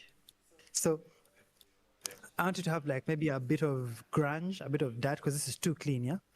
So let's add another fill layer. Fill layer is like you fill it with something, then we use masks. So a mask is going to cover some portion of another thing and create an interesting effect. So I've added a fill layer, which is white. Then I'm going to add a black mask. Black mask means 0. It means it's not going to show anything. Now, the black mask is going to cover the entire thing. Then afterwards, you bring in what they call what's the word? A generator to control how that black mask looks. So I'm going to add the black mask. So everything goes away because now it's set to black, yeah? Then I'm going to add the generator. The generator controls how the black mask behaves. So if I select my generator, I'm going to add a new slot. No generator selected. I'm going to select that. Where is that? Right here. You see that? Oh. Yeah. So now the black mask looks like the dot pattern. We can choose exactly how much that you want. Now this is the beauty of having the bake done, is because it kind of knows where the corners and crevices are. What does that mean? Are you seeing how compared to the top here, you have more dense dot at the bottom here? You see that the white is denser here Yeah. than compared to the top. The white is also denser inside here than compared to the top up here. So you can choose how that appears. So you can just adjust this and say that level. You can reduce it a bit. We don't want too much. We just want it to be somewhere around there. Then you can also choose the contrast. We can increase the contrast and make it a bit thicker. So you get something that looks like that. So then you can now adjust the color of our dot. This is a docking bay. It could be a bit grimy. It could be a bit dry and dusty. But we're in space. I don't think it has to be dry and dusty. So I'm going to select this and then change this to maybe a But dark. you know, going through this process, it kind of makes you appreciate all the textures that are in games. You know, like wow, this has taken so much time. Exactly. That is why it takes a while. That's why it takes a minute for games. That's why for a game takes like 11 years to be made, because someone is tweaking the dot. Is like, this is the right color of dot. Then they take it to their supervisor and they're like, no, they don't like this color of dot. Let's adjust it. Anyway, let me just increase this a bit. I think I'd like to have more dot. Just increase that. You see that? Do you want to change the shade of our blue? Do you want to make it a little darker? Yeah, I think I can make it a bit darker. Let's make it a bit dark. Let's lower this. Oh yeah, so this stands out quite better. Yeah. You know, we did a little bit of art some time back, so Yeah, you're allowed to flex. It's okay. It's okay. It's okay. That tiny bit of art can show up here.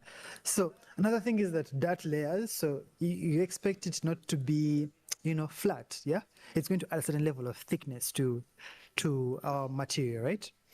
So I'm going to make this a bit pop out. So I'm going to select this and then come to what they call the height. This is the height. So we have what they call height maps. Height maps are black and white maps that go across from black to white. But within that version from black to white, they're indicating how lifted a surface is, whereby black is it's flat, it's zero, white is high, it's raised to a particular height that you've set in your software. So for us, we can manipulate that value to create rises and drops. So I'm going to adjust from here and increase that a bit, just a little bit. Not see now it's giving us some version on the wall, but this is a bit much Yeah. for that. Yeah, this is a bit much for that. So we're going to just lower it just a little bit. We just want some. We don't want too much, There. like that. Yeah. No.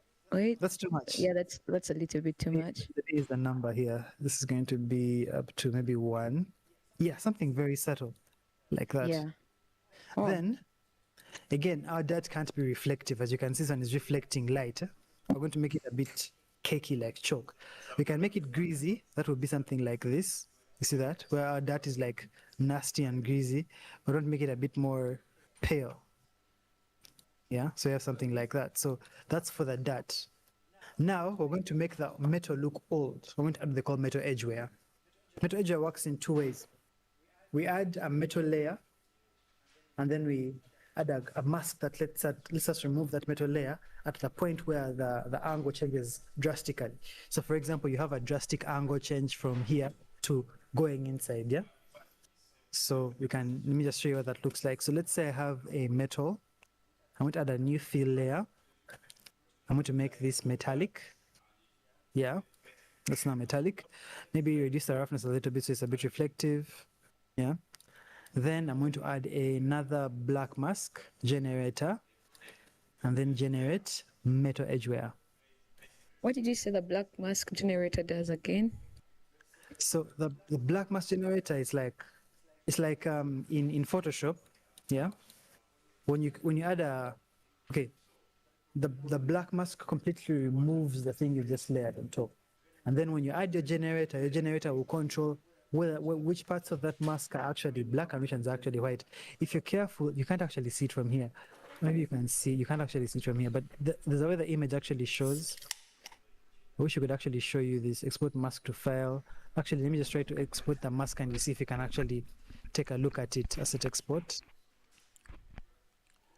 Black mask. This is the edge wear mask.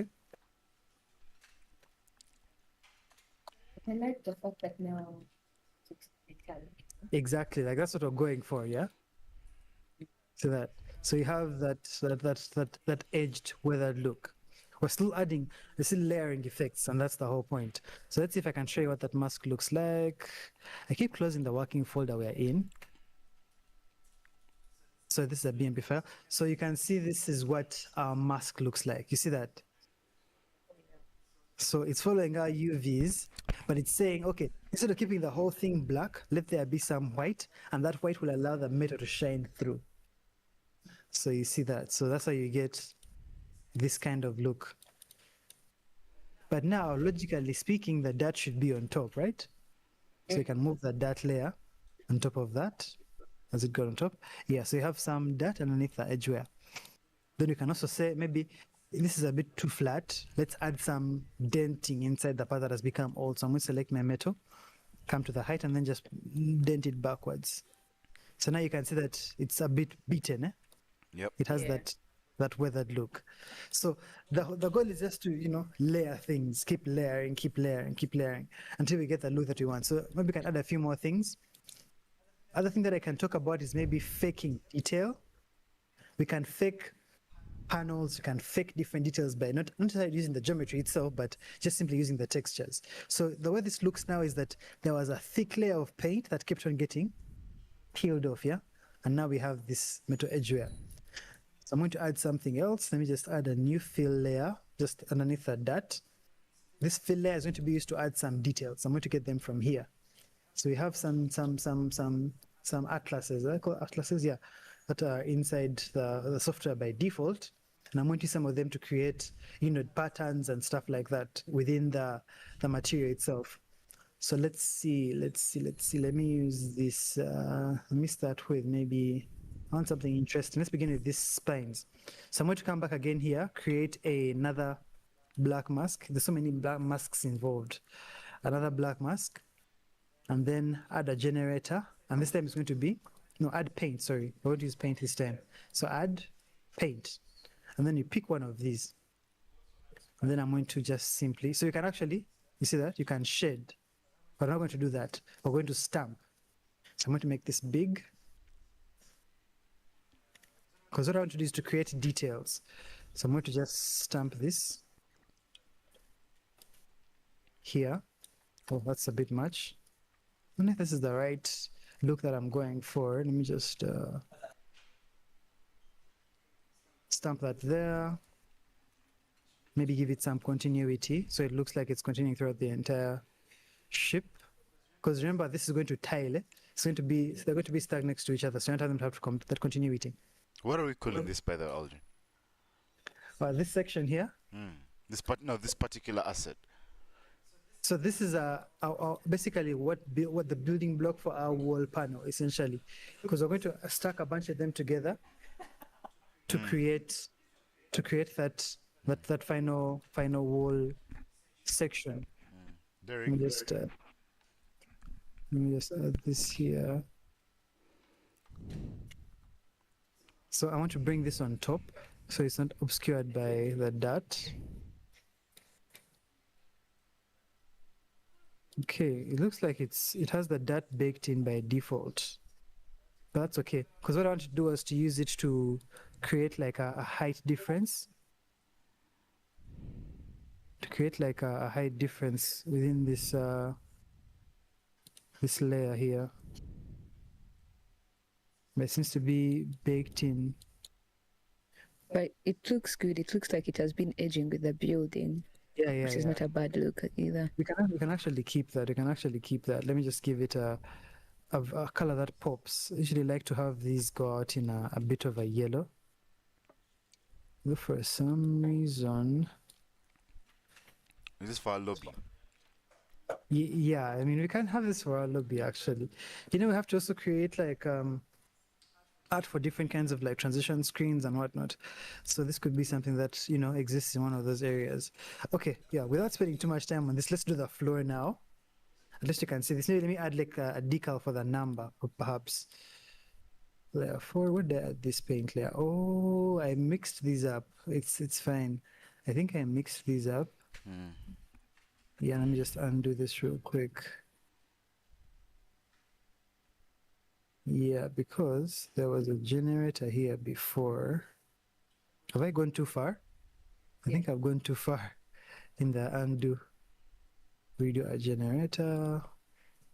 Fill layer 3. Yeah, I've gone way too far. Reduce a generator. Redo move layers. Redo color. Redo add fill layer. This is the new one I added. I think it's fill layer 3. Fill layer 4. This one. So I'm supposed to move this up here, then I can add the black mask to this one. Yeah, then I can actually, create with that one, so it's fine. Now I can actually just stamp. Yeah, this makes more sense now. So you can stamp stuff like maybe caution labels. Yeah, I can have maybe like one here.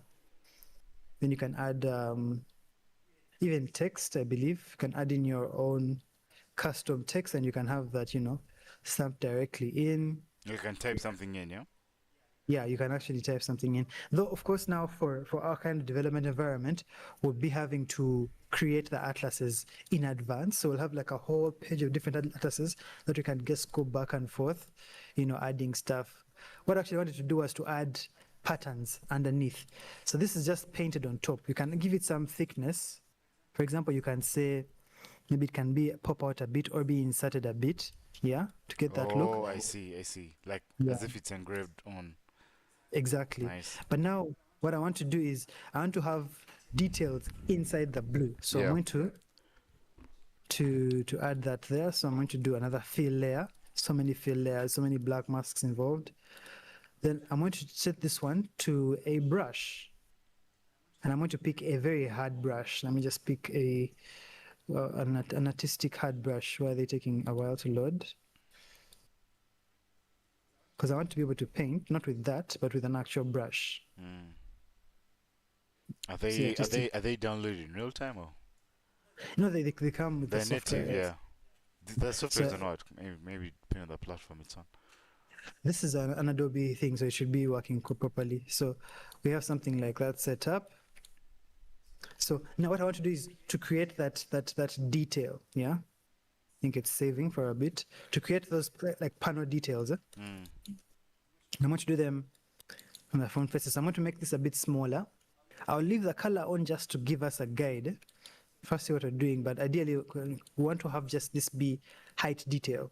So I'm going to maybe select from here, hit shift, create a straight line, take that up to somewhere there. Maybe hit shift, create a straight line somewhere there. So you're going to appreciate the way that this adds a certain level of interactivity to the whole thing. I didn't have to even model these details, but I got them for free. I can add one coming from here.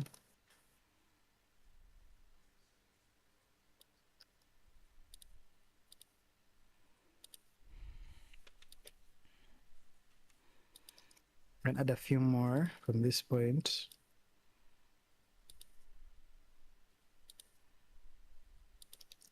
Then I can add some details here.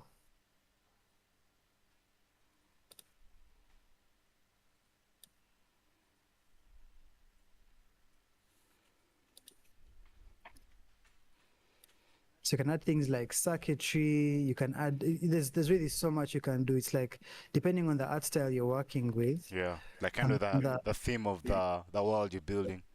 Exactly. This is now where we're going to have like our glyphs added. Because if we have like, let's say, a slang that kind of like gets built up over time within these spaces, you can have graffiti Yeah. and all those other details come onto those walls. Mm. So we're now just trying to create like what would look like We still don't have a technical name detail. for the world, right? Oh, we do. I think I'll have to premiere that. I'll have to premiere that at some point. Okay, so let me add this. We have a name for the world and the very first experience. Okay, so now I've done these and they are all just color, but we don't want them to be color. We want them to be height, so that it looks like they are like protruding from the inside. Let me just add a few more to fill up the space. It's giving, it has a Wakanda-like look to it, guys. I don't know if you guys are seeing. Oh, it's just me. I think it's just me seeing the Wakanda-like look. So now, what I meant by, like, let's say, okay, I feel like let's do Wakanda is this. a bit more clean. I don't know if it's It's just me. cleaner. Ours is a bit grungy. Yeah, that's a It is bit. clean. Wakanda is a Yeah. bit clean. I feel like this is a bit that it's aggressively textured. Yeah. So we're going to now come here and adjust the channel. So we don't want that to be a color channel because we don't need the color. We remove that. Then we're going to add the height now. So you see that. Mm. So that's what we're going for. So we didn't have to model these details. They are in the texture. So you Okay. see that. Okay. So kind of So they that's just it. embody the color. Oh, so that wasn't color at first. That was just you Yeah, I was just creating. trying I see. to give you like a guide so you can actually follow along. But ideally, this is what you're looking for. So you can see that, just that raise in the surface. So this looks dope. I think we can stop here for the wall. We're doing a bit too much. Let's go to the floor. So the floor is going to be quite simple. I want you to be familiar with, I think it's a smart material that has that quite well. Please tell me it's here. A smart material that looks like, okay, please tell me I wasn't hallucinating when I saw that here the last time. Because it's a smart material that does a really good job of aluminium. I have some iron here. And this is just me being lazy. I think I have to create it myself. It's okay. So what you do is you're going to get, let's say, maybe steel scratched. You can get that steel material, drop it here, and it will cover the floor area. Already it looks, it looks nice. It looks worn and beaten, yeah? But I want it to look like those textured, there's a word for it. I keep forgetting. One thing I've learned is you have to have a vocabulary for these things. Let me just call it a grip steel floor. I don't think it's called that. Okay. I think I'm close. This is what I'm looking for. That kind of material. It's called metal floor grip. Okay, interesting. and it was actually called grip. Now here we can create that from scratch. So we have this. We can do this. Use the same technique we used the first time. Yeah. So we say add a fill layer here. We've added the fill layer, which is white. Oh, we don't want it to be necessarily white. We want to add an atlas. I think it's an atlas. Should be an atlas. As you can see, there's so many here. I think let's use this one. I like this one. It looks more interesting. Puff. So let's add that fill layer here. Then we add the black mask, and Is then that the basic one that we normally have? no, I want to use this one. It's more interesting. Okay, perfect. That looks clean. I hope this works the way that I remember it to This actually is work. Adobe Substance, yeah? Yeah, it's substance. Really solid platform, though. Really solid platform. Trust me, it's like it's a really amazing authoring tool if you know how to use it. Because I feel like I'm kind of butchering this. Let's add a generator. Wait, does it have any sort of incline towards Unreal and in terms of the UI? No, not particularly. It tries to cater for as many softwares as possible. That's usually what they try to do, to cater for as many. Which other software. platform would you use for this if it wasn't for it? There is right now it's been discontinued because Epic Games bought out a majority of their business, but there was Quixel Mixer. They're a very interesting looking website. So this one would let us get mega scans, Quixel mega scans, and then mix them together in terms of textures. I think I should get like the legacy version of it. Because whereas Painter is part of a subscription plan, Mixer is free. I think it will be free forever since they've discontinued most of it. But yeah, the website is not loading. It's quite an interesting website, unless they changed it. But there's Quixel Mixer. There is another painting software whose name I've forgotten. Like I don't use it a lot. But there's a couple. There's like 3 major ones that are used in the industry. Though I'll tell you that for a fact, Substance Painter is like industry standard. So you can see that Epic. Yeah. Yeah, so because they bought them out, and then the software is available for free. You can pick a bunch of texture packs and keep using those. I don't know why it's taking so long to load. Let me first see if I can recreate this thing. I'm trying to remember how I did this. Oh yes, I remember now. So you have this fill layer. Again, we don't want color, but I want to leave the color there for now, yeah? Then I'm going to come down here to the height and drag one of these into... oh, wait, where have they gone? Yeah, it should be somewhere. It's here. Drag this into the height map. As you can see, it's kind of coming through, but it's the wrong scale. Yeah, so you have to Then I scale want it to down. scale it down. Oh, This is scale it up. scaling. Scaling's our biggest issue. I keep telling Scale this up to here. Yeah, scaling is so important because that's what you need to know. Now, even here, this might look fine, but remember, this wall is extremely tall. A person stops like here. So this will still be really big. Yeah. So I have to keep going and scale this even further down. Can't you have like some sort of, what do you use to estimate? Like a reference? Here you kind of have to know, because ideally you kind of, because I'm not sure if you can actually bring in a reference mesh. So it's kind of falling apart. But let's leave it at that level. Yeah, because Then we like can it's add, breaking. yeah. Then we can add, because it's now too aggressive, Yeah. we can add some levels to control the level of bump we are getting. So I can add here. Add So levels. Aldrin, in Blender you can't do materials or textures. You can do them in Blender. Well, You can actually, because it's a much more robust tool, then you can Blender. actually, yeah, because you see the thing about Blender is that someone said Blender is like a duck. It can kind of swim, it can kind of fly, but it's not the best at all of them. Unlike, let's say, maybe an eagle that, is good at flying, which would be now Substance Painter for texturing. It's really, really, really good at that. But when I'm doing my personal artwork, I tend to just stay in Blender when I'm doing painting. It's just that there's so many, it's not very artist friendly on that front. You have to go through so many nodes to create an effect like this. Here it's just drop it there, mess with the levels, move on with your life. Yeah. But as I said, you have to know controlling height. You have to know, even here you have to kind of know, but like it's more inviting in this front. Also, this is an Adobe tool. So like if you know how to use one of them, yeah, you'll know how to use most of them. So I'm just trying to make sure it's not too aggressive on that front, and you have something that looks kind of like that.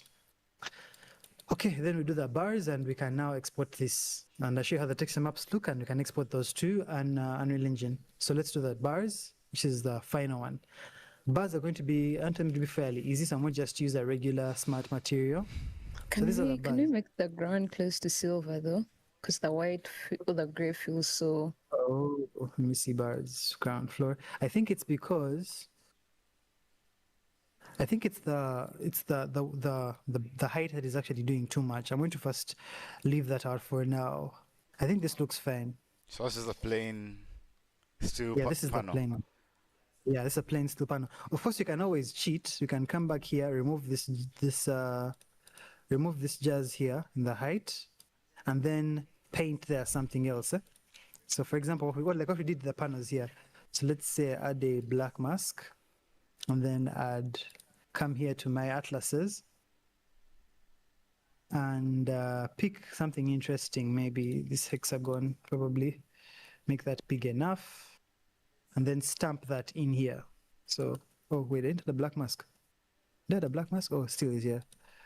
Yeah, but then I only want the height. So I'm going to just come here, turn off the color, and then, increase the height. So you can get something like that. So you can always add maybe more details. Let me just remove what I put because it looks kind of bad. Let's come to the mask and then erase this. There's really so much you can do with Painter. Painter is very artist friendly. That's what it has going for it. That's why you see the industry can't seem to release it. Also, they did so well, they end up getting bought by Adobe. So that's always like a sign that shows you that you guys are onto something, either as competition or as a product. Let me just see what I can get from here. These are all just effects. The Pentagon was giving industrial kind of thing. Yeah, industrial grunge. Oh yeah, the size is fine. I want to see the angle. Angle is set to 0. Okay, I can just do that from here because it's more accurate here. Let's do them from here.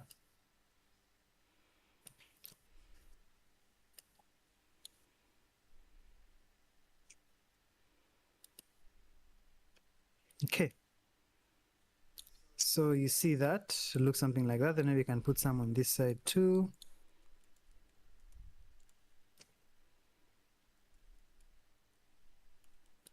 Then we can add the grip ones onto this other guy. Where did I see the grip ones?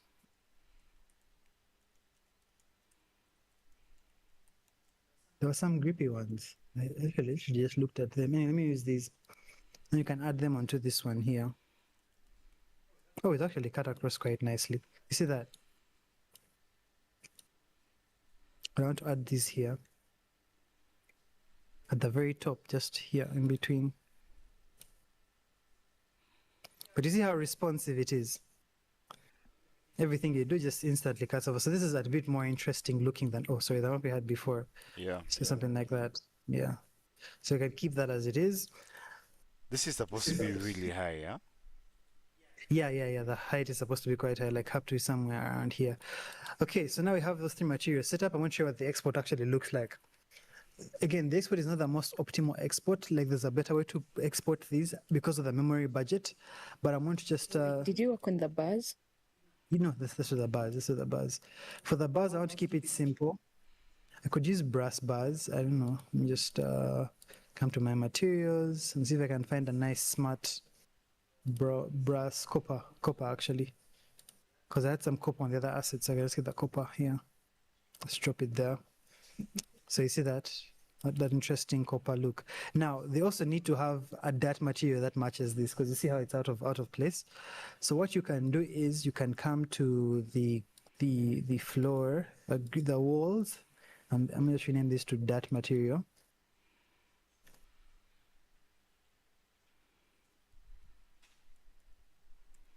And then we can copy layers, and you can get the same layer. Oh, bars. want this to go down, paste layers.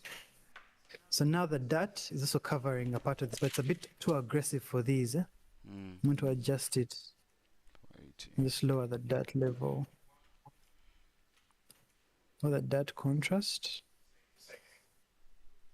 Yeah, so it's just here on the lower sections. Now, one thing you should notice is that we're working in 2K.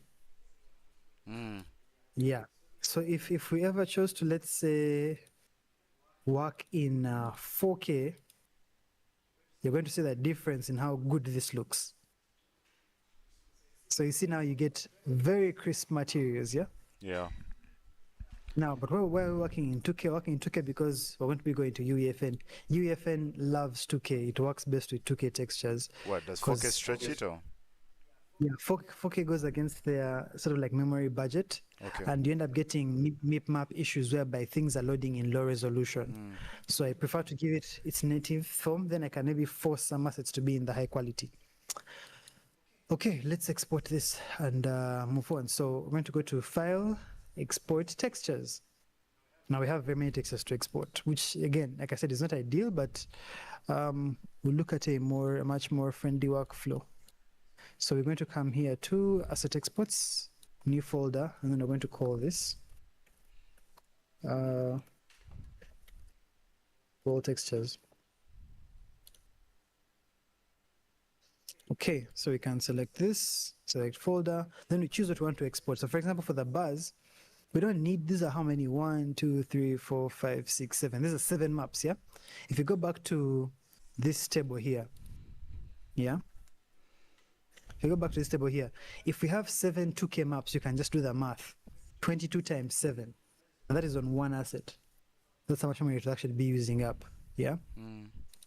So now I want to make sure we don't export all of them. We only need to get the base color, the metallic. I think I'll even leave out the roughness. I'll leave out the normal. I'll leave out the height. I'll leave out the normal open seal. I don't need that. And then leave out the AO2. So just those two maps are necessary for the flow, for the buzz. Because the buzz, even buzz don't even need to be in extremely high quality. Yeah. I can have this buzz show up in 1K. They can be 1K textures. In fact, they could even be lower, but let me not be too mean. Too mean. The floor is going to be 2K, that's fine. For the floor, we need the base color, the metallic, the roughness, the normal. The normal is where these details are. They're in the height map. And I can turn off that, and turn off AO. So we have only 4 maps for that. Then for the wall, which has the most detail, we're going to need the base color, the metallic, the roughness, the normal. I'll leave out this extra height map, the extra open seal, and then the AO, and just have also 4 maps for that. Then hit export. You leaving it out, doesn't it affect it in the long run? It would, you have to make some sacrifices. For example, if I leave out, some of these maps are not necessarily going to help us. For example, the height map in this case, it's going to be doing almost the same job as the normal map. So it's just giving us that height value. So you can leave that out. The ambient occlusion map would be nice for certain things, but again, it may be a bit expensive. So we're going to leave that out also. Because ideally for this entire asset, we want to make sure we have 4 maps. What happens is that on another level, when we're doing the optimization part of the development, after we're done with creating most of these things, I think that they actually look good, we can go back and do what they call packed textures, whereby we combine the roughness, the metallic, and maybe the ambient occlusion into one image file using the channels of red, green, and blue. It's a more technical process, but it lets you have just one thing in memory catering for all these 3 different solutions instead of having 3 separate things in memory. That's all part of optimization. So I'm going to just hit export, and you're going to see, should be quick. Yeah, very quick, because there's 2K textures. Now this is what we've exported, so I can open the output directory. So these are the maps we created. You just look at them. They won't look like much. So as you can see, this is the buzz. The details are actually here, but we've wasted all this space. See that? Then we look at maybe again. Those are 2 maps for the buzz. This is our flow. Again, you can see that all of this is wasted space. Yeah. And this is empty. Yeah, it's not empty. Good. Then you have the wall. The wall is the one which is the best utilized, I believe. So you have all of these panels. They don't make much sense when you see them, but ideally, you can even see your caution is here. Your text is down here.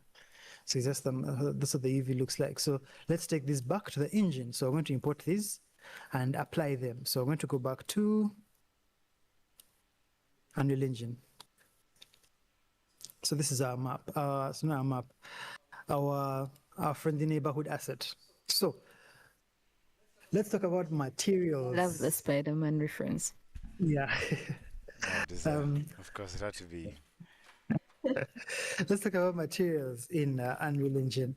So we have two things. We have what they call a material, then we have a material instance. Now, the difference between those two is the difference between your game being extremely laggy and your game being quite well optimized. So I'm going to create one master material, and that master material will be the mother of 3 instances, which will be what go onto this. So let's get started. So I'm going to create new material. I'm going to call this master material.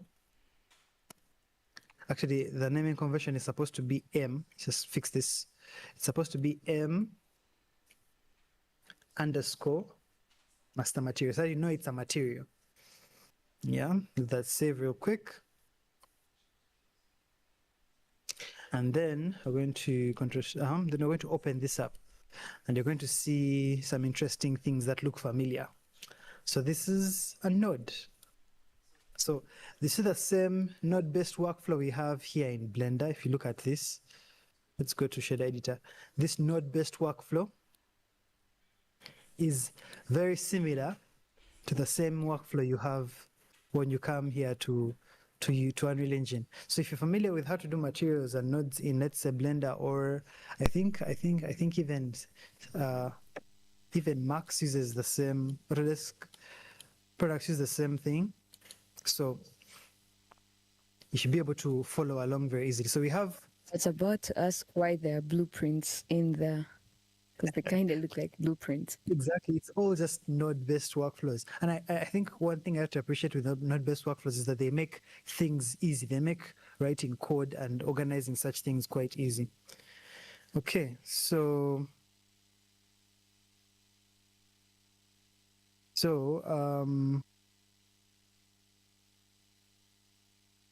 okay, let's begin that. So we have a base color, we have a metallic, we have a specular, we have a roughness, we have an isotropic. Like there's so many different things supposed to plug in, and those are very similar to what we have here in Blender. You see, we have again base color, metallic, roughness. Yeah, so this should be quite compatible. So let's add the maps that are supposed to be there. So I'm going to hit 3. Is it 3? And I'm going to add default maps here. You're forgetting what these are called. Texture, you want a texture sample, if I'm not wrong. So what is a texture sample? A texture sample is the equivalent of an image texture within Blender. I'll give you an example here is if I import my textures, let's come here to the game assets ship, then let me create a folder here for our textures. New folder. Texture maps. So we're going to import all the ones we made from the other program. The ones we made from Painter, we're going to bring them in here. I'm going to come to this, select everything, and then drop them in there. And they'll be imported. So they've all been imported. Yeah, let me just save them. Then I can drag, let's say, one in by, for example, I'm just dragging maybe the base color here for the gribble. Let's drop that in there. You see these UVs text, yeah, then you have UVs text again, then you have This these seems different. more complicated than I thought it would be. I thought you would just Well. put it as a material straight. I didn't know that there was all this science behind it of connecting them again. There, unfortunately, there is. You have to tell the system what map is doing what. That's basically it. Yeah. Okay. So that's basically it. So I'm going to just connect this here, plug in the base color. It's not working because I think there is nothing here. Actually, let me just create this using something. Let me just use one of these. So I'm going to use, you can actually preview the way your material is working from this area. What you can do is, this is a tricky one. You can come to your content drawer, select your mesh, then click on the brick, and that brick will become your mesh. And now you can see how the material is getting built up in real time. I want this to fill the screen in real time. Can I adjust the direction of the light? No, not really. So let's say I add a base color. Let me just come here. I add, let's say, my base color. Plug this in. You can see that it's actually, but now this is just the base color alone. See that? So that's the base color added in. Then I'm going to turn this into a parameter. What does that mean? If I turn it into a parameter, it's like how you expose variables from VAS to be changed within the editor. That's pretty much what that would actually be like. So right click, convert to parameter, and then call this base color. I use the American one, texture. Actually, let me just rename this so it's the other way around. So such a new is supposed to put there an image texture. Okay, F2, base color. Then I'm going to add the metallic. It's the next one here. So I can drop that in, plug it and add the metallic. How do you know which one to put before which? There's really no order. I could have begun with the metallic, as long as you put them all there. So now the metallic is in. We have that sort set up like that. Then we can add the roughness. So select this and pick the roughness, drop that in there. And then we can connect the roughness to that point. We get that there.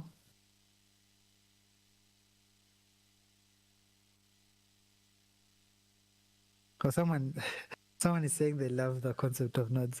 I'm very into hearing language that is similar to mine in the editing world. Nodes are a whole love language in DaVinci Resolve. Yeah, nodes are amazing for editing, honestly.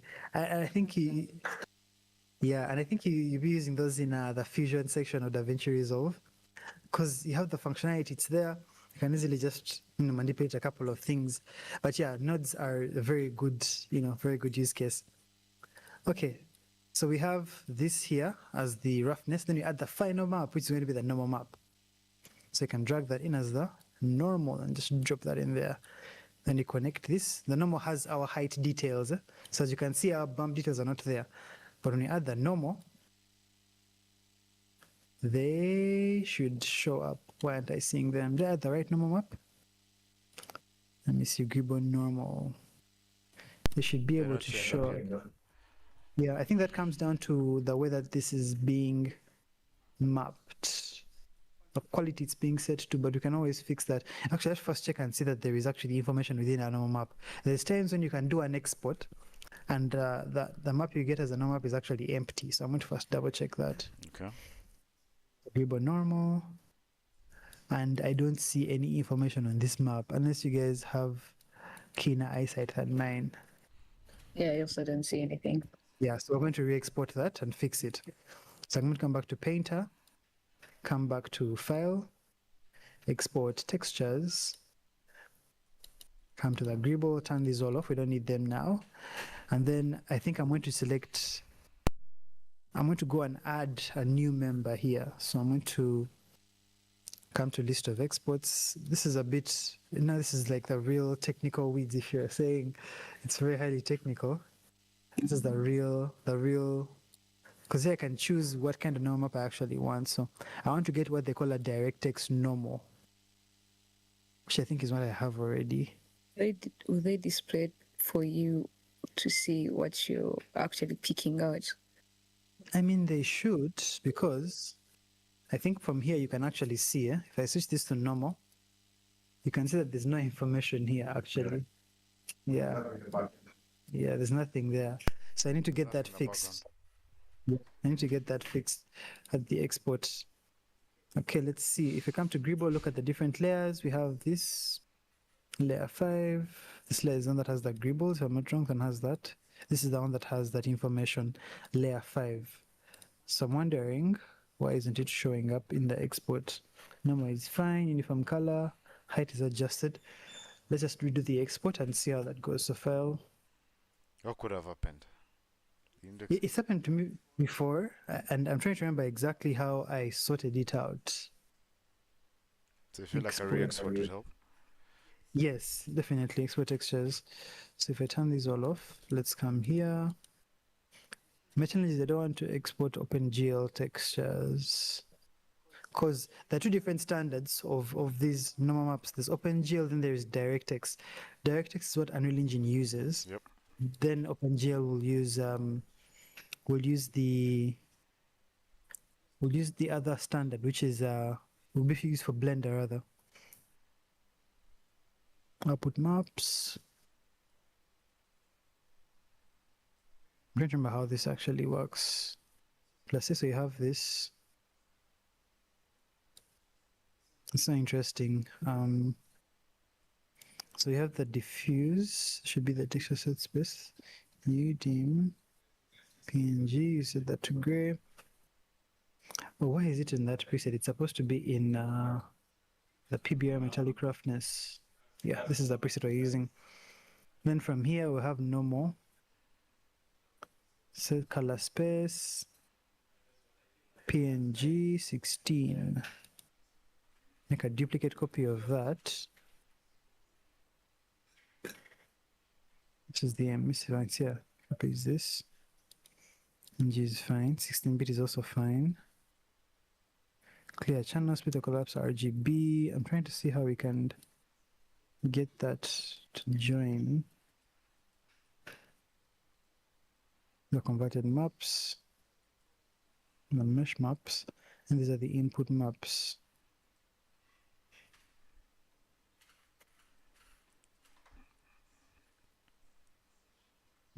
Let's remove this extra one. I added. This feels like it has the pressure of live coding.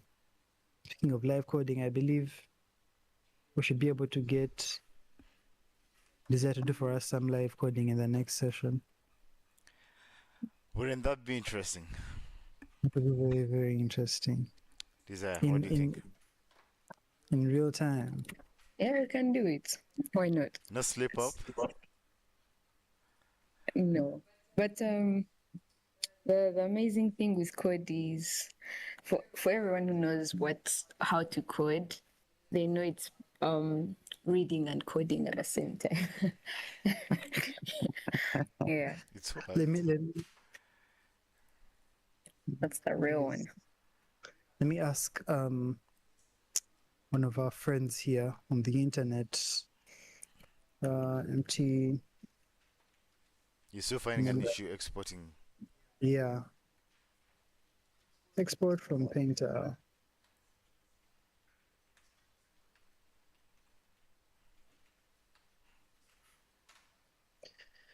Okay. Number channel is mixing and baked in the project.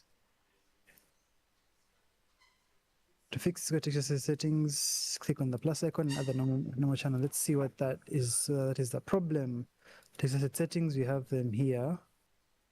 The normal is right here.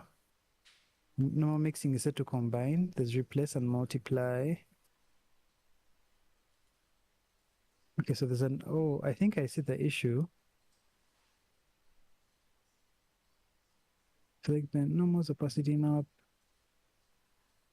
add channels, and then add the isotropy, emissive, sheen color, unsupported channel, display shader. It looks like it's actually connected. We have a normal map here. The challenge is that it's only giving us the initial baked normals, which is not what we want, because the initial baked normals are actually flat. Come here. I think that's actually the challenge. It's giving us the initial. Let me just try to change the method here for normal combined to replace. Let's see what that looks like. It's not giving us anything. And if we need those details, they have to come through. They have to come through. How do we fix it?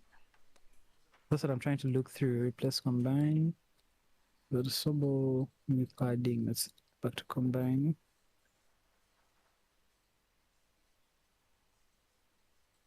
If I see what this was saying, because I see that's not part of that's not the problem that we have. We have a different problem from what was being recommended. So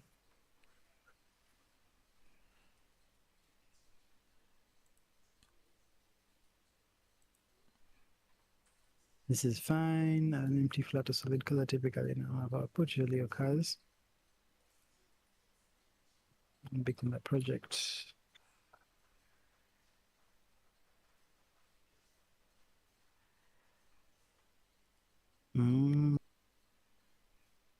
I love the fact that every problem you have in this industry, you find like there's someone who has had that same problem from like a random Reddit thread and 4 years ago, and of which I've also had the same problem. I don't remember the solution. Okay, I am not over 18, so I won't be logging in. Yeah, we'll stay here. Okay, export specific channel. Oh, this is Unreal Engine 4. Crazy. That was a while back.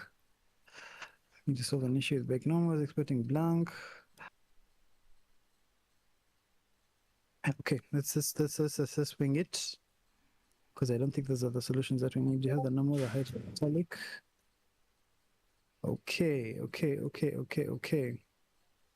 Is that from me? What's in the Discord, or it's I don't know. You're good. You're good. You're good. I was just saying something to Derek. okay? Derek, is he up here though? You might have gone back down. Okay.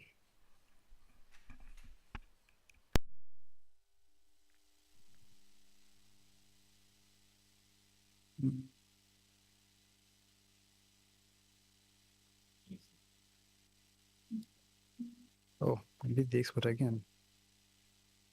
The template. So we didn't find any solution on Reddit.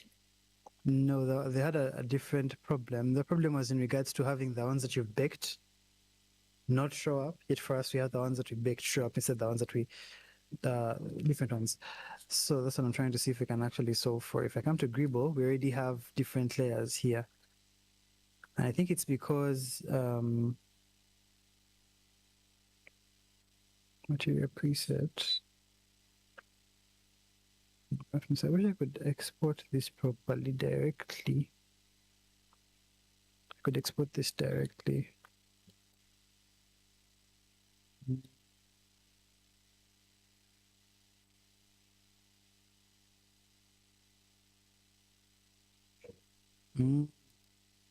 Okay, it's all right. Let's export the height map too, because it seems the information is locked in the height map.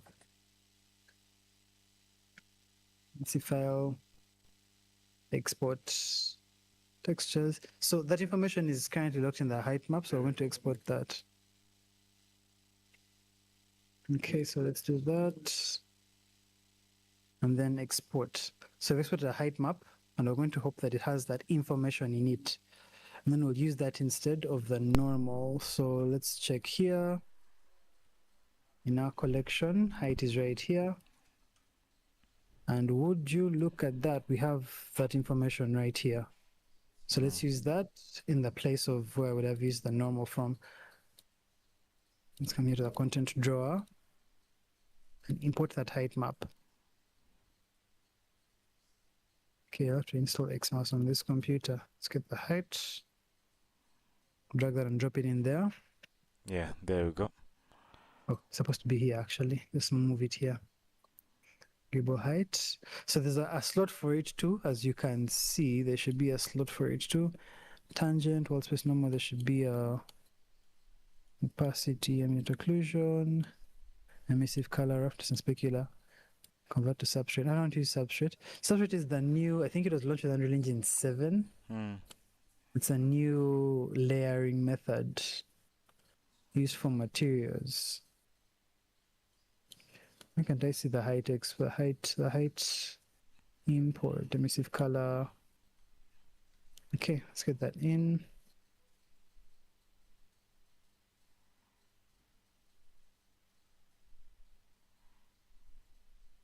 And select this and then check here. So the material is surface, mode is opaque, defaultly two-sided thin surface. Some advanced stuff here, emissive, translucency.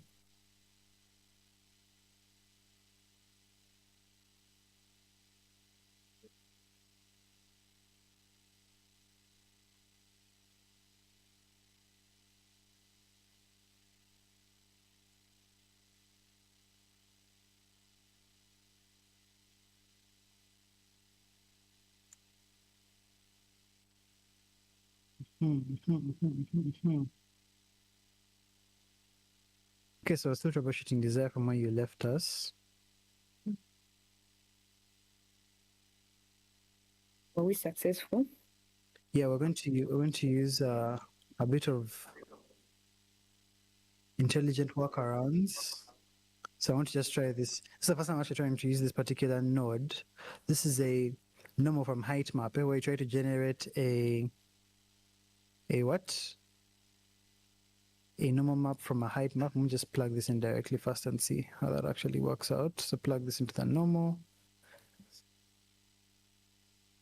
Showing up here, that's what I'm trying to sort out. That's still not showing up here. Yeah, so we have this node called the normal from height map. It's a material function that lets you create a normal map from a height map. So I'm trying to use that to get it to actually sort this out. So we have procedural sitemap. Let me see what this is like. Material expression. So for some reason, yeah, the flow through is not compatible with the texture 2D. Though what I can do is I can add the texture 2D by myself. The parameter. Desire, do you have it on your phone? Desire. No, but he's going to set it on. Okay, you don't have it on your phone, yeah? Okay. Okay, But it's so going to be set up. All right. so our workaround gives us a close enough result, but we have to control the intensity of that. So this is our workaround. Here we've used I don't know, I can't get close enough to this. We've used the height map to create those indentations. Yeah, but But are now they you're drilled in? wondering, yeah, they look like they are inverted. And you're wondering why they look like this is because of like I told you, that the memory budget when it comes to UFN. So you can look at what I meant by that. If you look at this scribble height map, let's look at it directly. You find that if we look to your top right, you have it imported as 2K, but it's being displayed as 1K. Okay, yeah. So it tries to cut down the resource size by doing that. So you might have to manually go in there and then change the LOD bias, which is the level of detail bias from 1 to 0. So you can just drop that back to 0 and it gets locked at that. But now you see that the memory cost, it's now from 600 KB to 2.7 megabytes. But at least you get it to actually look better. So I believe the recommendation is that you have to be strategic as you're using it. For some assets that I believe should be visible in game the whole time, yeah, should have those looked at a particular resolution. Then you can have others looked at a different, maybe a much higher resolution. Adjust this too. Okay, so that was just one material that we're looking at. Let's try to apply that now to our object here. So you don't have to apply that master material directly onto an object, yeah, because that's going to cause fast problems. So create parameters that will be exposed to what you call the material instances. An instance is like we make a copy of this thing, but in that copy we can swap out the images. So in the copy you can swap out the base color image, you can swap out that. That means you can use this material for different other operations. So let's set that up. We create parameters. So I can click on this, right click. We're only setting up the wall and not the floor. But yeah, we're using the wall to set up our master material. And then from the master material, we'll create instances that will be set up the floor and the bars.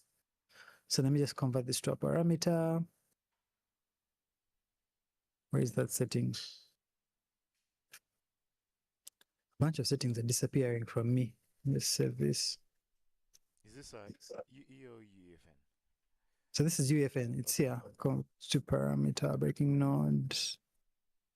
Why can't I see that? Yeah, convert to parameter is here. How come it's not here? That's very interesting. I think, oh, it's already a I already made this a parameter actually. Because this is a param2d, it's already a parameter. So again, I click convert to parameter, then I can call this tx metallic map. Then this can be roughness, so convert to parameter. So tex, this is our roughness map. Then we can come back here again to this one, also do the exact same thing, convert to parameter. So that we're not using it actively. Normal map. And then convert the final one. It's already a parameter actually. I just have to rename this to height map. Okay, now within this area, you can still also control the intensity of certain things. For example, you can control the intensity of probably this height map. If it's doing too much, which it clearly already is, you can see it's causing you to have these pixel shifts in this space. So what you can do is you can apply a math node here, like a multiply.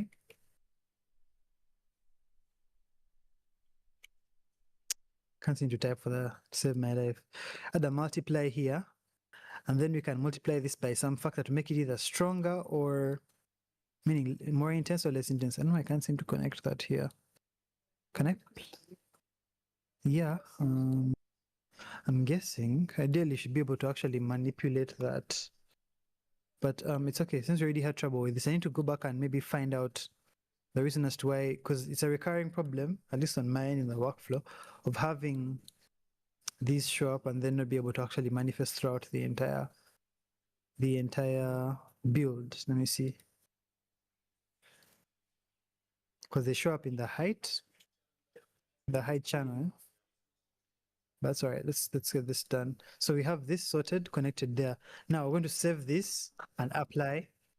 Then we're going to create a material instance from it to use for the rest of the different objects. So let me just close these. Now, this is the master material. We're not going to use that in the scene. We're going to use a material instance. So you right click and then we're going to create a material instance. So it creates a parameterized material using the material as a base. Parameterized means that we can actually control different aspects of the master material in these new copies. So I have to come here and rename this. The convention is going to be mi for material instance underscore in the name of the material itself. So it's going to be war material maybe. Alden, we're going to be able to play. We're going to be able to play it, right? And interact with it. Yeah, we can preview this. Yeah, we're going to make them into an area and then see that you can actually interact with it. In fact, let me launch the session in the background as we go. I'm going to first close at least one of these other applications so we can have some First more... checking some changes. Yeah, oh yeah, absolutely. Let me save this somewhere so we can use it later on. You've not yet imported the textures. Yeah, they're already in and they're being connected. So let me just, so when I check the changes in, those textures will actually come, they'll come along. Okay, so I'm going to name this to texture. Okay, so I've saved this. Let's save 92%. Should be done in a second. Done. Okay, so texture maps are here. They've already been saved. They've been connected to the parameters. We can now simply just go and apply that. So we have one material instance I've been using already. So let me just drag and drop this. Now this object here has slots. It has material slots here. Just widen this a bit. Floor, bars, and gribboy. So I'm going to just drag this into the appropriate slot. And you find that we get that kind of like look set up for us. You have the dot on the lower side. What I am going to remove, however, is I'm not liking how how this is turning out. Let me just fix this. I'm not liking how parent is there. I'm not liking how the height map is turning out. So I'm going to first remove that. because it's making it's killing the look, making it look a bit pixelated. So I'm going to change that in the master material actually. So editing the master material will always edit the children materials, the cool children materials, other instances. So let me just disconnect this from here.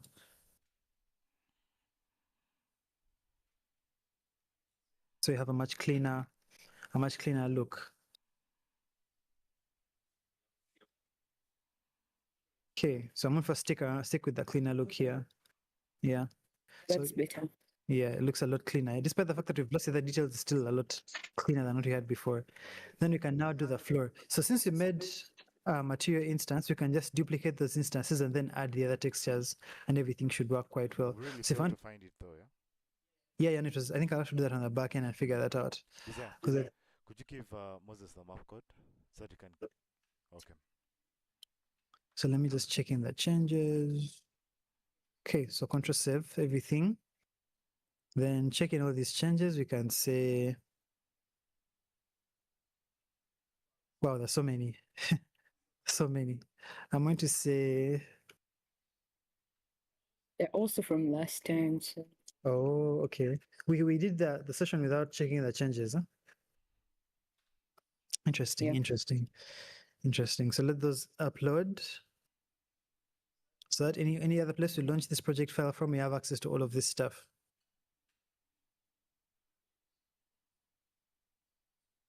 Okay, then we can start a session. Okay, so remember the goal was to use this to create sort of like a hallway. And we can actually, let's first upload, then we can move that up.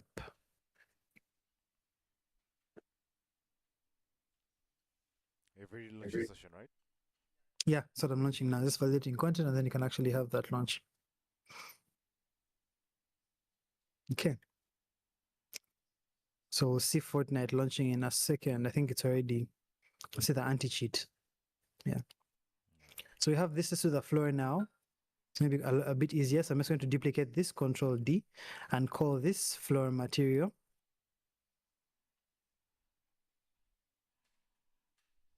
And then I'm going to, since it's parameterized already, all I have to do is double click on it and change these parameters. So I can just check this and then add my other maps. So you see now it gets easier at this point.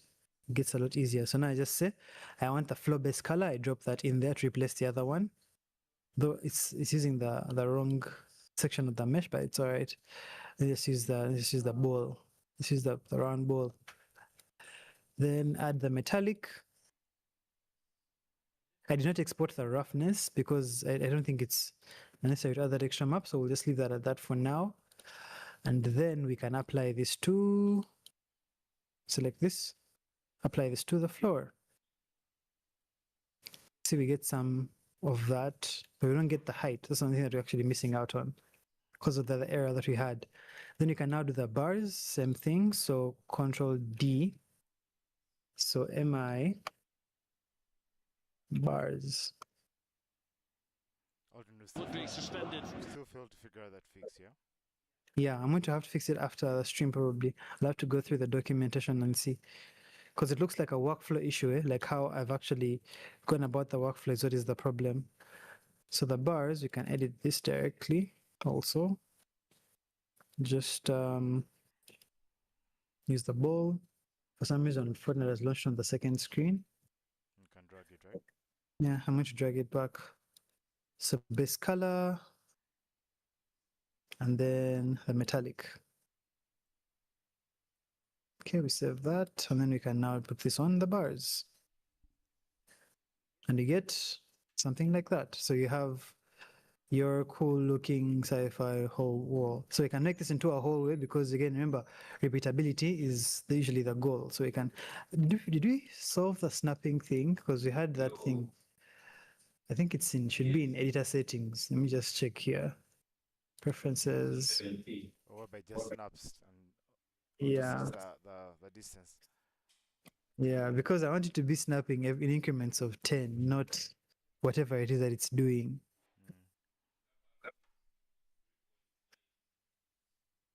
You see this 49 elements. I think it's this grid sizes. And the transition, I'm seeing 248. Is it the one? Let me first see. Then I click here. Yeah, it's 24816. A good thing about this engine is that so many things are, you can just change them if you don't like what's there. Let me make this 10, 20, 50, and maybe 100. We'll leave that at that for now. Hopefully that tracks and we've correct changed the correct variable. Yeah, so you see that it actually changed. So now it will snap in instances of 10, in bits of 10, and also bits of 100. I think 100 would be the most useful. So you see that? Yeah. Yeah, so that's so much better now. I can actually have things, actually meet where they're supposed to meet, which is something we were suffering with last time. We can do the same thing there, same thing there. And then you have like a whole hallway set up like that. Then you can repeat this, then you'll import, I don't know if you have enough time, we could import the hero asset, the one with the spinning guys. Arudem there has he has some music. FN has some music. Oh, it's playing right now? Yep. I actually can't hear it. So maybe I can just change from Windows here. I don't know if this would actually work. It's not it. Where are the volumes? When you scroll down there, Mm-hmm. yeah, there you go.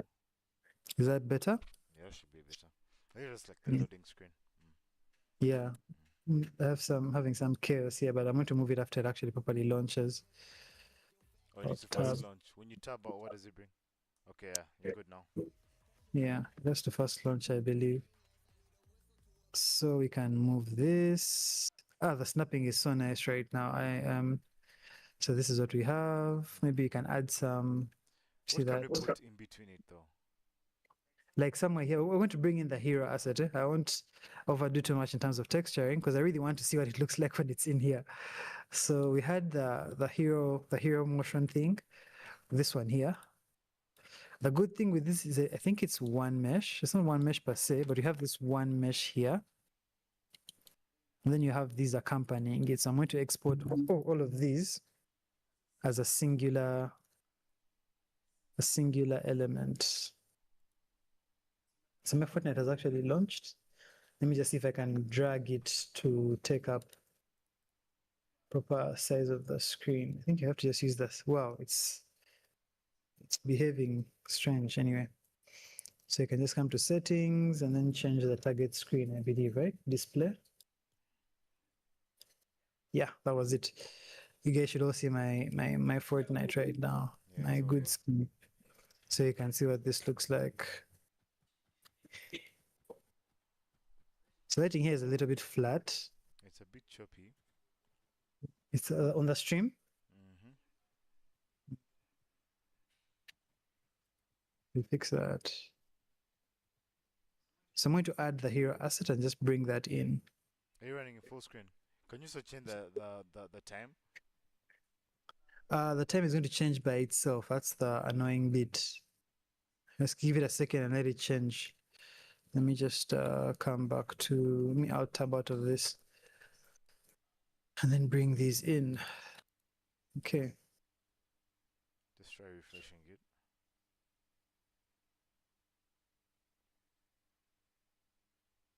Oh yeah, Derek says it's lagging. We're having some lag. Sorry? He said there's some lag, I think. That's what Derek was saying. I don't know if it's still there. Okay, so let's try to get these into the engine. Again, remember, most of these things you have to only export it once. So I'm going to export this as a pair once. So file. Let me just duplicate this, Shift D, and then move this combination to the center, I believe. Should I do that? Feels unnecessary. Let's do this. So we're first taking it to Adobe. No. We're going to go directly to UEFN. Oh, okay. So file, export. Actually, let me do the whole element.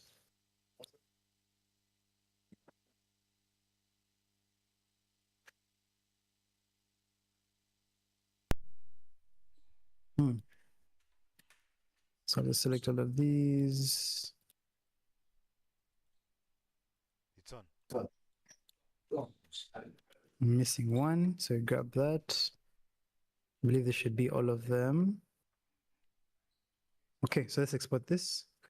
File, export, FBX, then I'm going to call this hero module.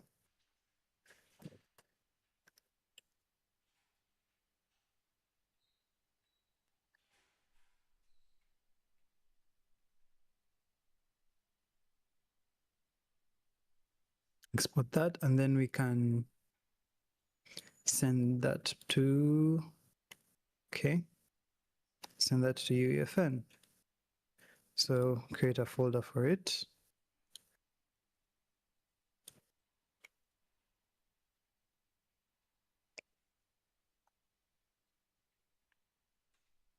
Because we're going to have several meshes in it, several objects in it. That's why I want it to have its own separate area. So you can select this as the hero module. Hit open, translate that file, and then import. We don't want materials to come, so I'm going to turn those off here. There's even an animation sequence. I'm going to leave that in because I already animated them. I'll leave that to come in properly.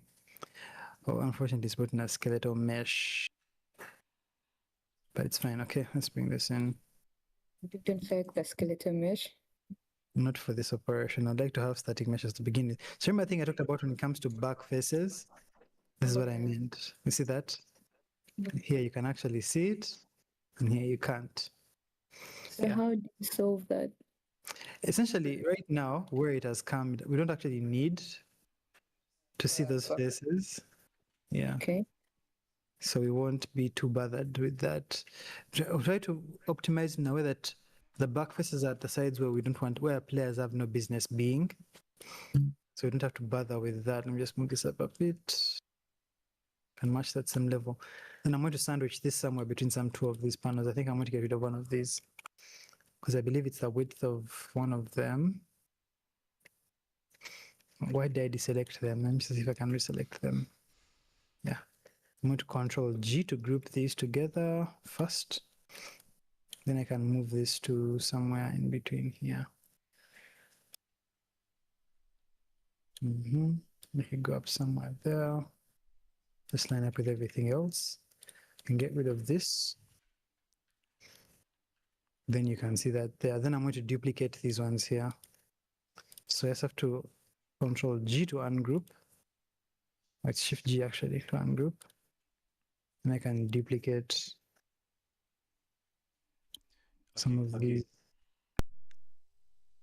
meshes.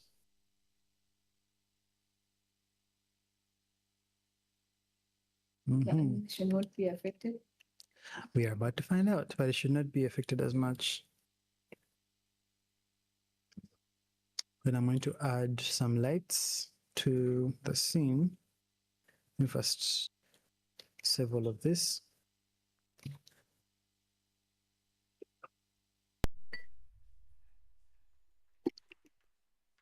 I don't know why it was lagging when you're running the session though. In Fortnite, I'll have to check that. Maybe it's the settings we're using. Do you think they may be a bit too tasking for the way that we are actually streaming? Let me Because that see. could also be. Maybe it's because it's streaming to a URL. So it could be because it's picking it off.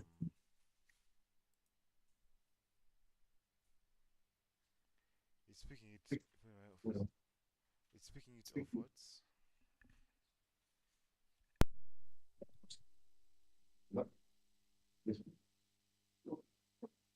Good design. To see some light, have some light. To use one light for each section. Oh, actually, I just remember these are actually thicker. The middle one is actually thicker than all of them. That's why it looked a bit weird. You see that? Just bring that in there. Then you can have some light. This wasn't textured. Or you're going to. No, it's not textured. It's not textured. Okay. Ideally, it will have to get its own more meticulous texturing because it's our hero. It's like the main focus point. Let's put some dramatic, maybe some dramatic. and dramatic lighting. Yeah. Your lighting came in after actually. I see that. Yeah. Yeah. You just placed it in, more or less. Yeah, just place it in right now. Because yeah, in the initial concept, I had like a bunch of meshes set up for that, but Mm. I was using mesh lights. Okay. But All right. As we're doing that, I'll just say hi to the chat, guys. What's good? Guys, were coming on. Guys, were coming through on TikTok. What's good, everyone? Morgan, I see you. Thank you so much for the likes. Thank you for the shares. What's yo? By the way, guys, I would want to know if you guys have any questions when it comes to game development. Please, we'll be using the last few minutes of the stream to answer those. Your Highness, what's good? Thank you so much for the likes and generally, guys, thank you for spending your Saturday mornings with us. Now going to the afternoon, and we're soon closing out. And if you want a bit of viewing experience, I'd always recommend you tune over to our YouTube at Arudem Gaming 2. You'd be able to get a better POV of the entire stream. Um, but as mentioned before, thanks so much for tuning in. Thank you guys for coming through. And yeah, we'll be doing this every Saturday 10 a.m. We'll be running you through a few game development concepts and some other projects we're working on in house. So if you're any Ghana out there who's interested in gaming, this is a place for you. So please do tune in. Your Highness, appreciate the follow. Chiyotaka, what's good? Thanks for the like too, man. Appreciate you. All right, Aldrin. Lighting. But I hope the yeah, lighting. yeah. I hope the lighting, because when we saw the whole process, Hmm. when you launched the session, it looked a bit weird. But anyway, Yeah, it was quite dark. That's I'm actually adding this lighting to supplement it. I give some bit of light. Lovely, lovely. Your Like some Highness light. says, do you have any live sessions? So normally what we do during these sessions is we pick up a topic that's always communicated within the week, so you get to know what we are working on within the stream prior. So you'll more or less be able to follow along the stream, and then you can ask questions, and you're able to get some bit of value from the whole process. Push that and thing. Yeah. First push all of that. Maybe Aldrin, for those that are joining in, could you just give us a bit of a brief of what we've worked on today as we're wrapping up the stream? Okay, so we have done a lot today, a lot in the texturing department, which is really what we promised. So the goal was to have our basic concept from a very ambitious concept, actually. Not quite basic. From, let's turn something off here. Yeah, a very ambitious concept from Blender here, Okay. and then transfer the bulk of it to UEFN. Yeah. So what we did is we picked a module, one of these modules, and then we have gone through the process of layering different textures within Substance Painter to take it from being this bland, empty wall into something that looks more or less like that, something that looks a little bit more interesting, and has these different layers of the different colors, the metallic bits, the metal edgeware, the weatheredness, and whatnot. So you have that kind of look.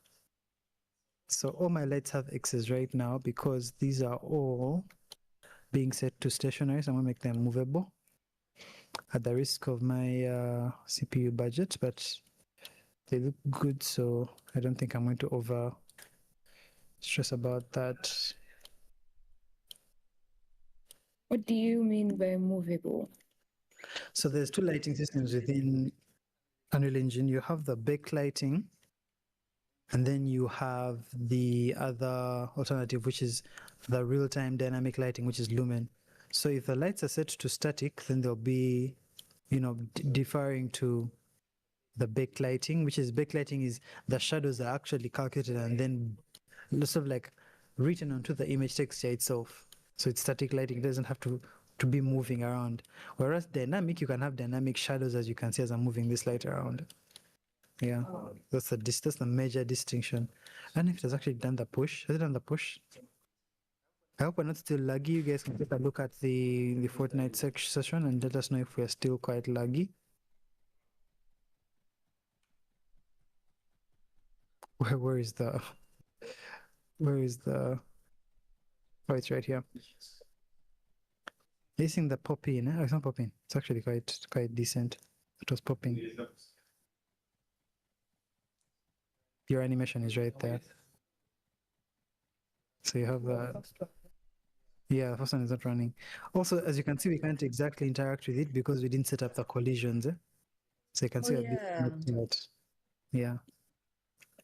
I remember the class about the collisions. Yeah.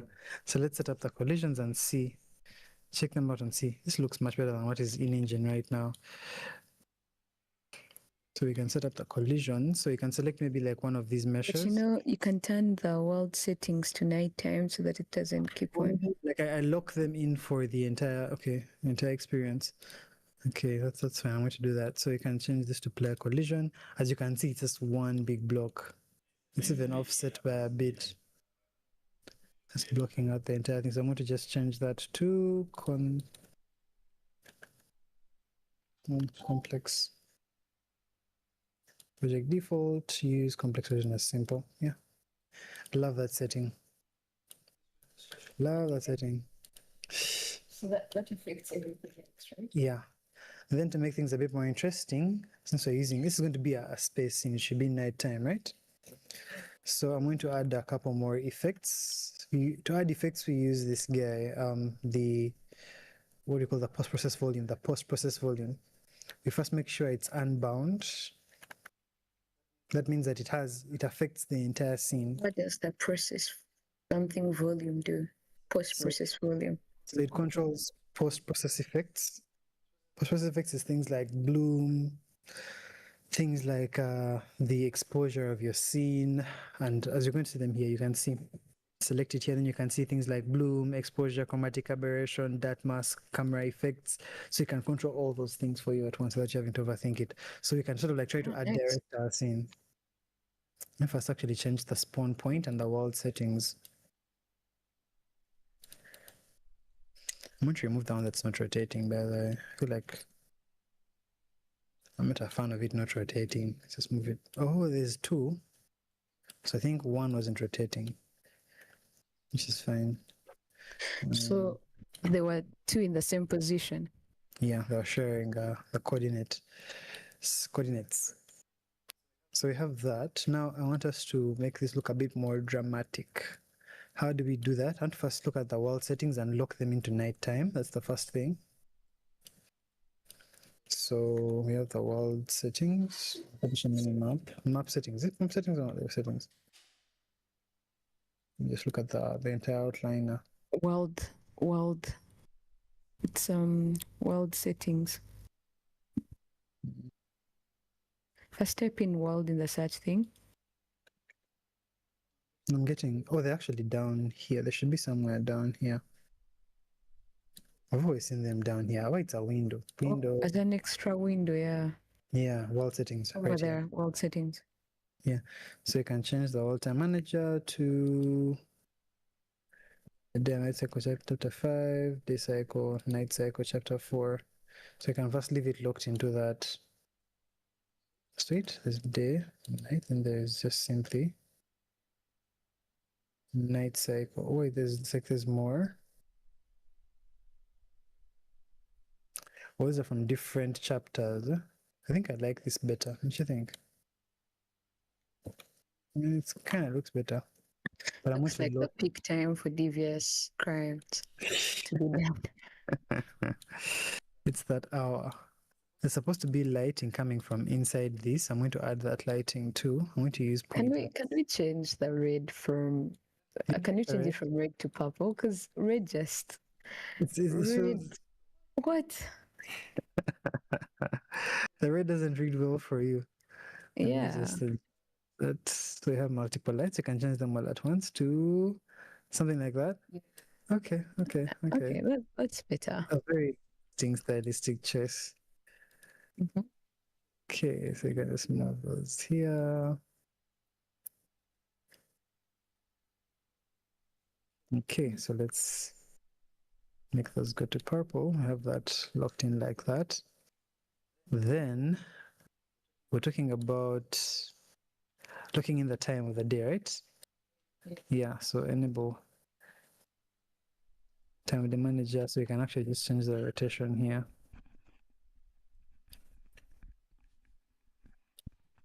So this would lock it in for the entire period. Oh, This gives us a very dark. Yeah, so dark.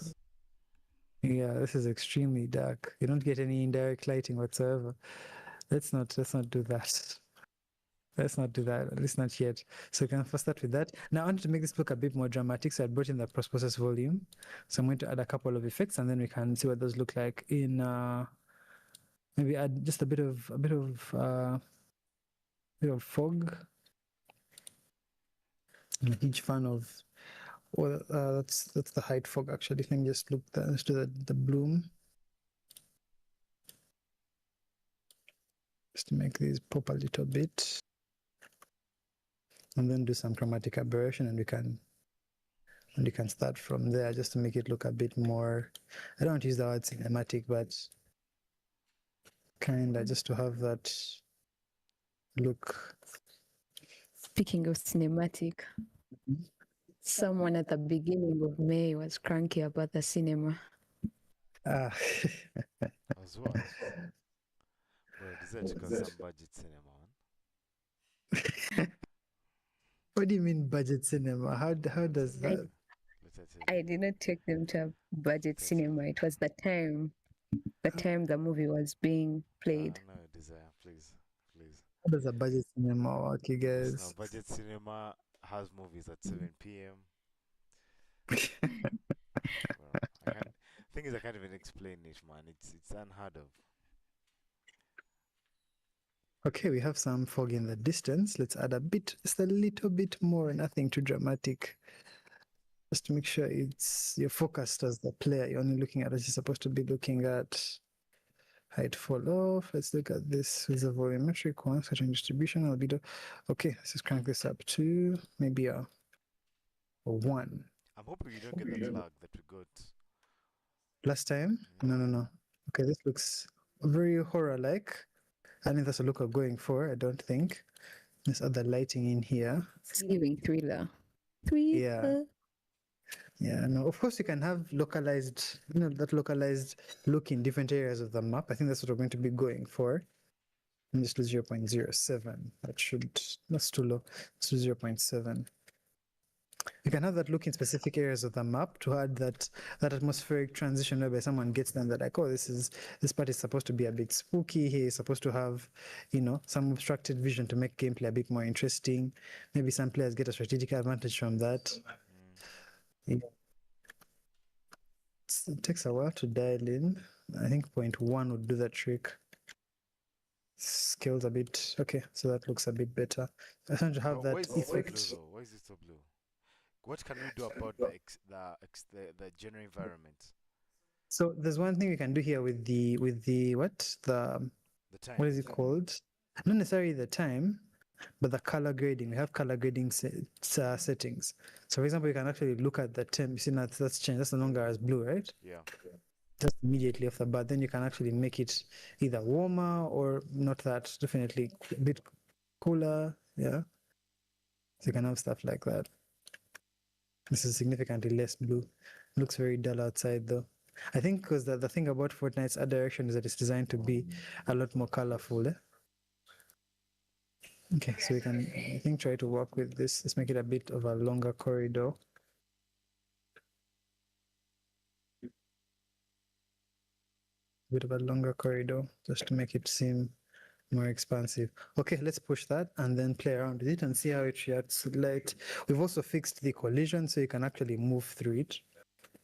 And I believe the animation should also play back quite well. So you see, the thing is, the takeaway is that you can actually create some of the animations for your static meshes within Blender and then author them from there. And then when you get to Unreal, it's just directly playing in editor. So playing as you do the actual playthrough itself.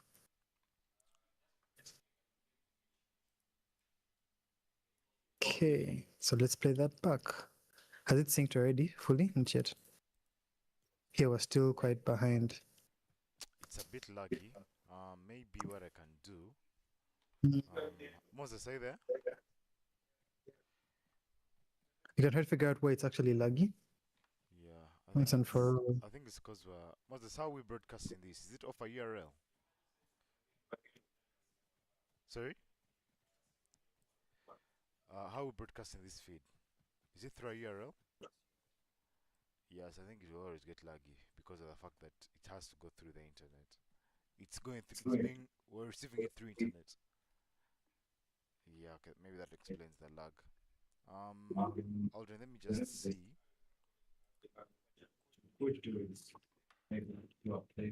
Mhm. Mm. Hmm. Wait, the only laggy thing right now is the when you're actually in Fortnite. Let me just do a Discord share. Okay. I'm just going to create a new screen quickly. I'm going to add So this is not during daytime. The front wall isn't turning. Yeah, it's not turning. let me just capture the display here real quick. Source DP. Oof, just first through it. First, it's a bit laggy, Aldrin. I just want to. Give it a second. Huh? Yeah, first give it a second. I want to see what I can add here. Let me see, let me see, let me see. Maybe you could do what Moses is recommended, because this may take a while, yeah? A bit of a recording. Yeah. Press Okay, 24 for now. does that need me to drop off the call for a bit and then because I think we're about to conclude, right? Yep. No, just screen record it. Yeah. Okay, let me just launch OBS here. Mm. Oh no, Nvidia has a tool. What the broadcast thingy? But it's okay, use what you know. Because I got the broadcasting actually recently and me to try it out. Use what you know. There is here saying lag summer. Hmm? That's this you Okay. see. Or can we experience it through the engine itself? The look. Mm. I mean, we're already seeing this is what is in engine. Just that in engine, Could you there could is you no. could you change your Fortnite window and make it windowed instead of full screen? Actually, you could try that. So it's only Fortnite that's lagging. That's Yeah. interesting. Maybe do you display it in windowed or is it already in windowed? Let's first Reduce try the resolution to 1080. window. Let's do window 1080. That's not okay. Huh? Got the first value. 720, 800. Let's just use that. 60 brightness apply. Also, for some reason the brightness on this display is completely blown out in the in game. That's why I was wondering why all the changes I was making were not looking crisp. Is that laggy still? Still a bit like, are you playing windowed? Let me try to get it to be windowed properly because it's scaling. Unlimited. No, it's still 1440. I thought I changed this. Apply. When you scroll down, do you get more values?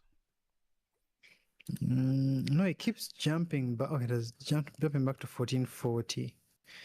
Let's see. There's the other values are here. There's 1440 by 16, 16 by 9. Let's try. Wow, okay. Maybe try the Because the first one. values are all Try the first one, 720. okay. Let's go. That one? Yeah. It's the plan test 720. It still always scales back. I don't understand why. It's auto Let's scaling. maybe change this to this full screen 1080. Plan test. Skip changes. So this is full screen 1080. Is it smooth? And I still a bit laggy. I don't know why, but We have to test out, I believe, over and over again. yeah, I guess we should. I guess we shall try to.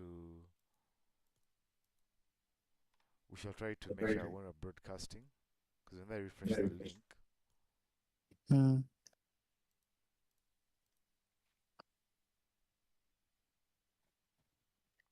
anyway, let's just experience it in engine, I guess. Okay. So in engine, it looks like this. You have that atmosphere, that atmospheric look with some of that Can't you fog. full screen it?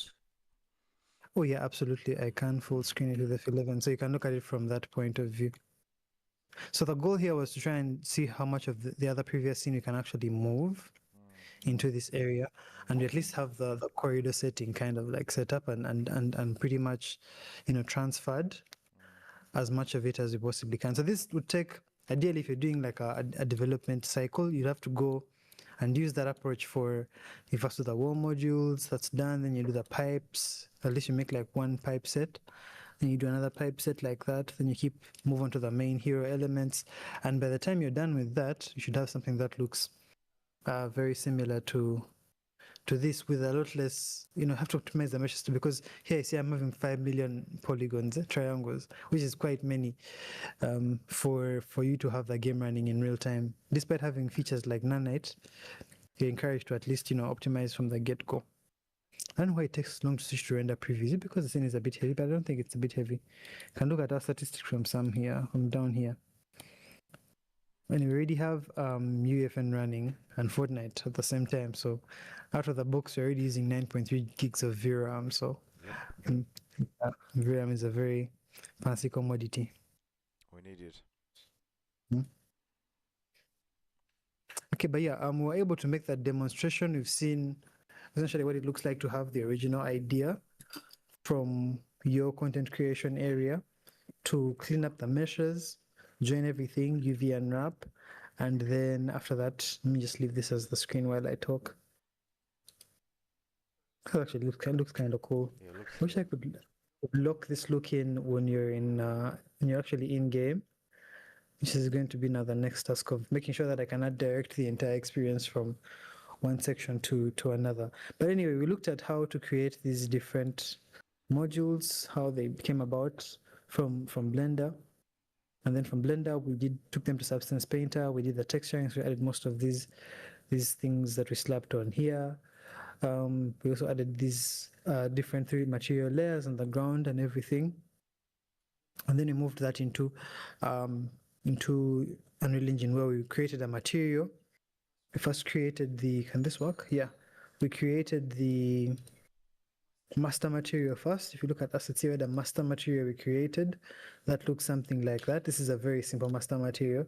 If you take a look at the default master material that comes with this, it's usually quite complex because they tend to fill up all these nodes. They have like a scenario for all of them, and ideally that's what we should be doing. Is you have this one master material that takes care of emissive materials, reflective materials, even maybe translucent materials if you have any within your scene. And then from there we created material instances, which material instances we used for the different sections. So after creating that material, which is this one, we made 3 instances which we use for the wall itself, the roads in here, and then also for the ground, the floor area. So you got that kind of thing going. So again, it's a whole thing of trying to see, I want to direct this thing to look a particular kind of way, and there's tools for that Unreal Engine gives you just out of the box that lets you create something of that sort. And yeah, with one asset, we're still within budget. We're at 1%. We're still at 1%. You can actually see.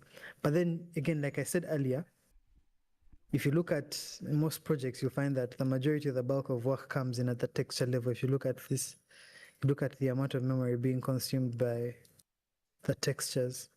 As much as we locked most of them to just 2K, that's using about 10 megabytes, and then the static meshes are barely consuming anything. So the materials and then some verse code. I don't know, Desire, do you have any questions compared to where we came from and where we've managed to reach now? Do you feel like we have,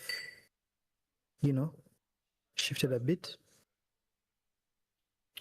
No, I actually don't have any questions. I feel like the session was very informative, and it was very interesting actually seeing how far we've gotten this time. Yeah. I think it's one of those things whereby, because since we're working on the IP directly, my bid here has been to find a way of integrating some of the actual level design work and the development work within the streams themselves. So for example, instead of doing a small demo of, let's say, some random some random part of the ship. We look at maybe working on bigger systems together on the stream. So, for example, if we're doing, let's say, some good, where is there? Some fighting here. Interesting. Anyway, let's say we're doing building, let's say, an actual full level. We go through it maybe in 3 parts, and we invite you guys for along for the journey of, let's say, we're going to build maybe this small medical district. Yeah. Yeah. Let's begin from the very start. Let's do the sketches together. Let's talk about the lore together. What would a medical district look like in an African space colony, something like that? And then that invites so much imagination to the space where someone is curious of, okay, how would the current, where we look at tech right now, shape the choices we make, let's say, 100 years from now? Would we be still having improvisation? Would we be still dealing with like resource issues? And what would the leadership look like? And then that informs the game design itself. And then you follow through maybe from the very first live stream of just simply, postulating, making theories, to that last live stream in the series whereby you're actually running through that level that has everything implemented in like in real time. That's what I'm looking for as the aspiration. Yeah. But yeah, look at the bars. Look at the bars. Anything we missed were those details, the ones that were coming along the side. But I think we'll have to nail those. We'll have to fix that issue with within Painter that gave us that problem.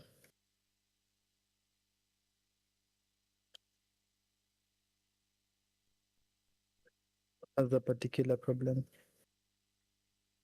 I think even the performance, the visual settings for this are also a bit strange.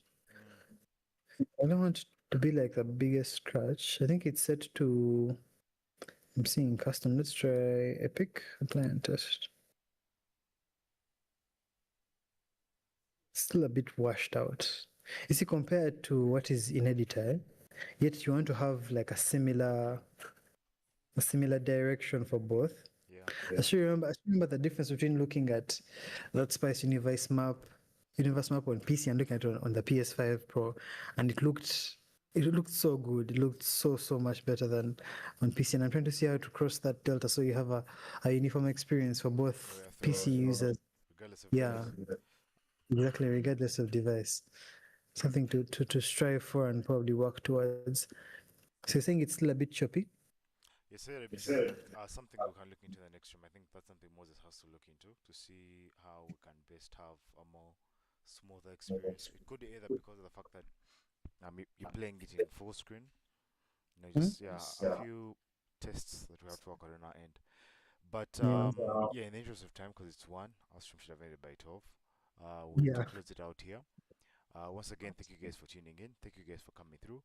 We'll be having more of these sessions going into the week. Um, there still is lag banter, but anyway, FPS. it is what it is. Just leave him in editor here like Yeah, this. that's something we need to work on. Yeah, guys. So I appreciate you guys for tuning in. I appreciate you guys for coming through. We'll be back here next week, Saturday 10 a.m. same time next week, and hopefully you're able to make it once more. Aldrin, do you have an idea of what to work on next week? Yes or no? No? Yes, next week I think we're going to now do the real deep dive. I feel like we should have a session where we just, discuss the lore and talk about that with the audience, Okay. so everyone can actually weigh in. Yeah, because we have to also do that kind of selection. So I think we can also, have that going for us. All right.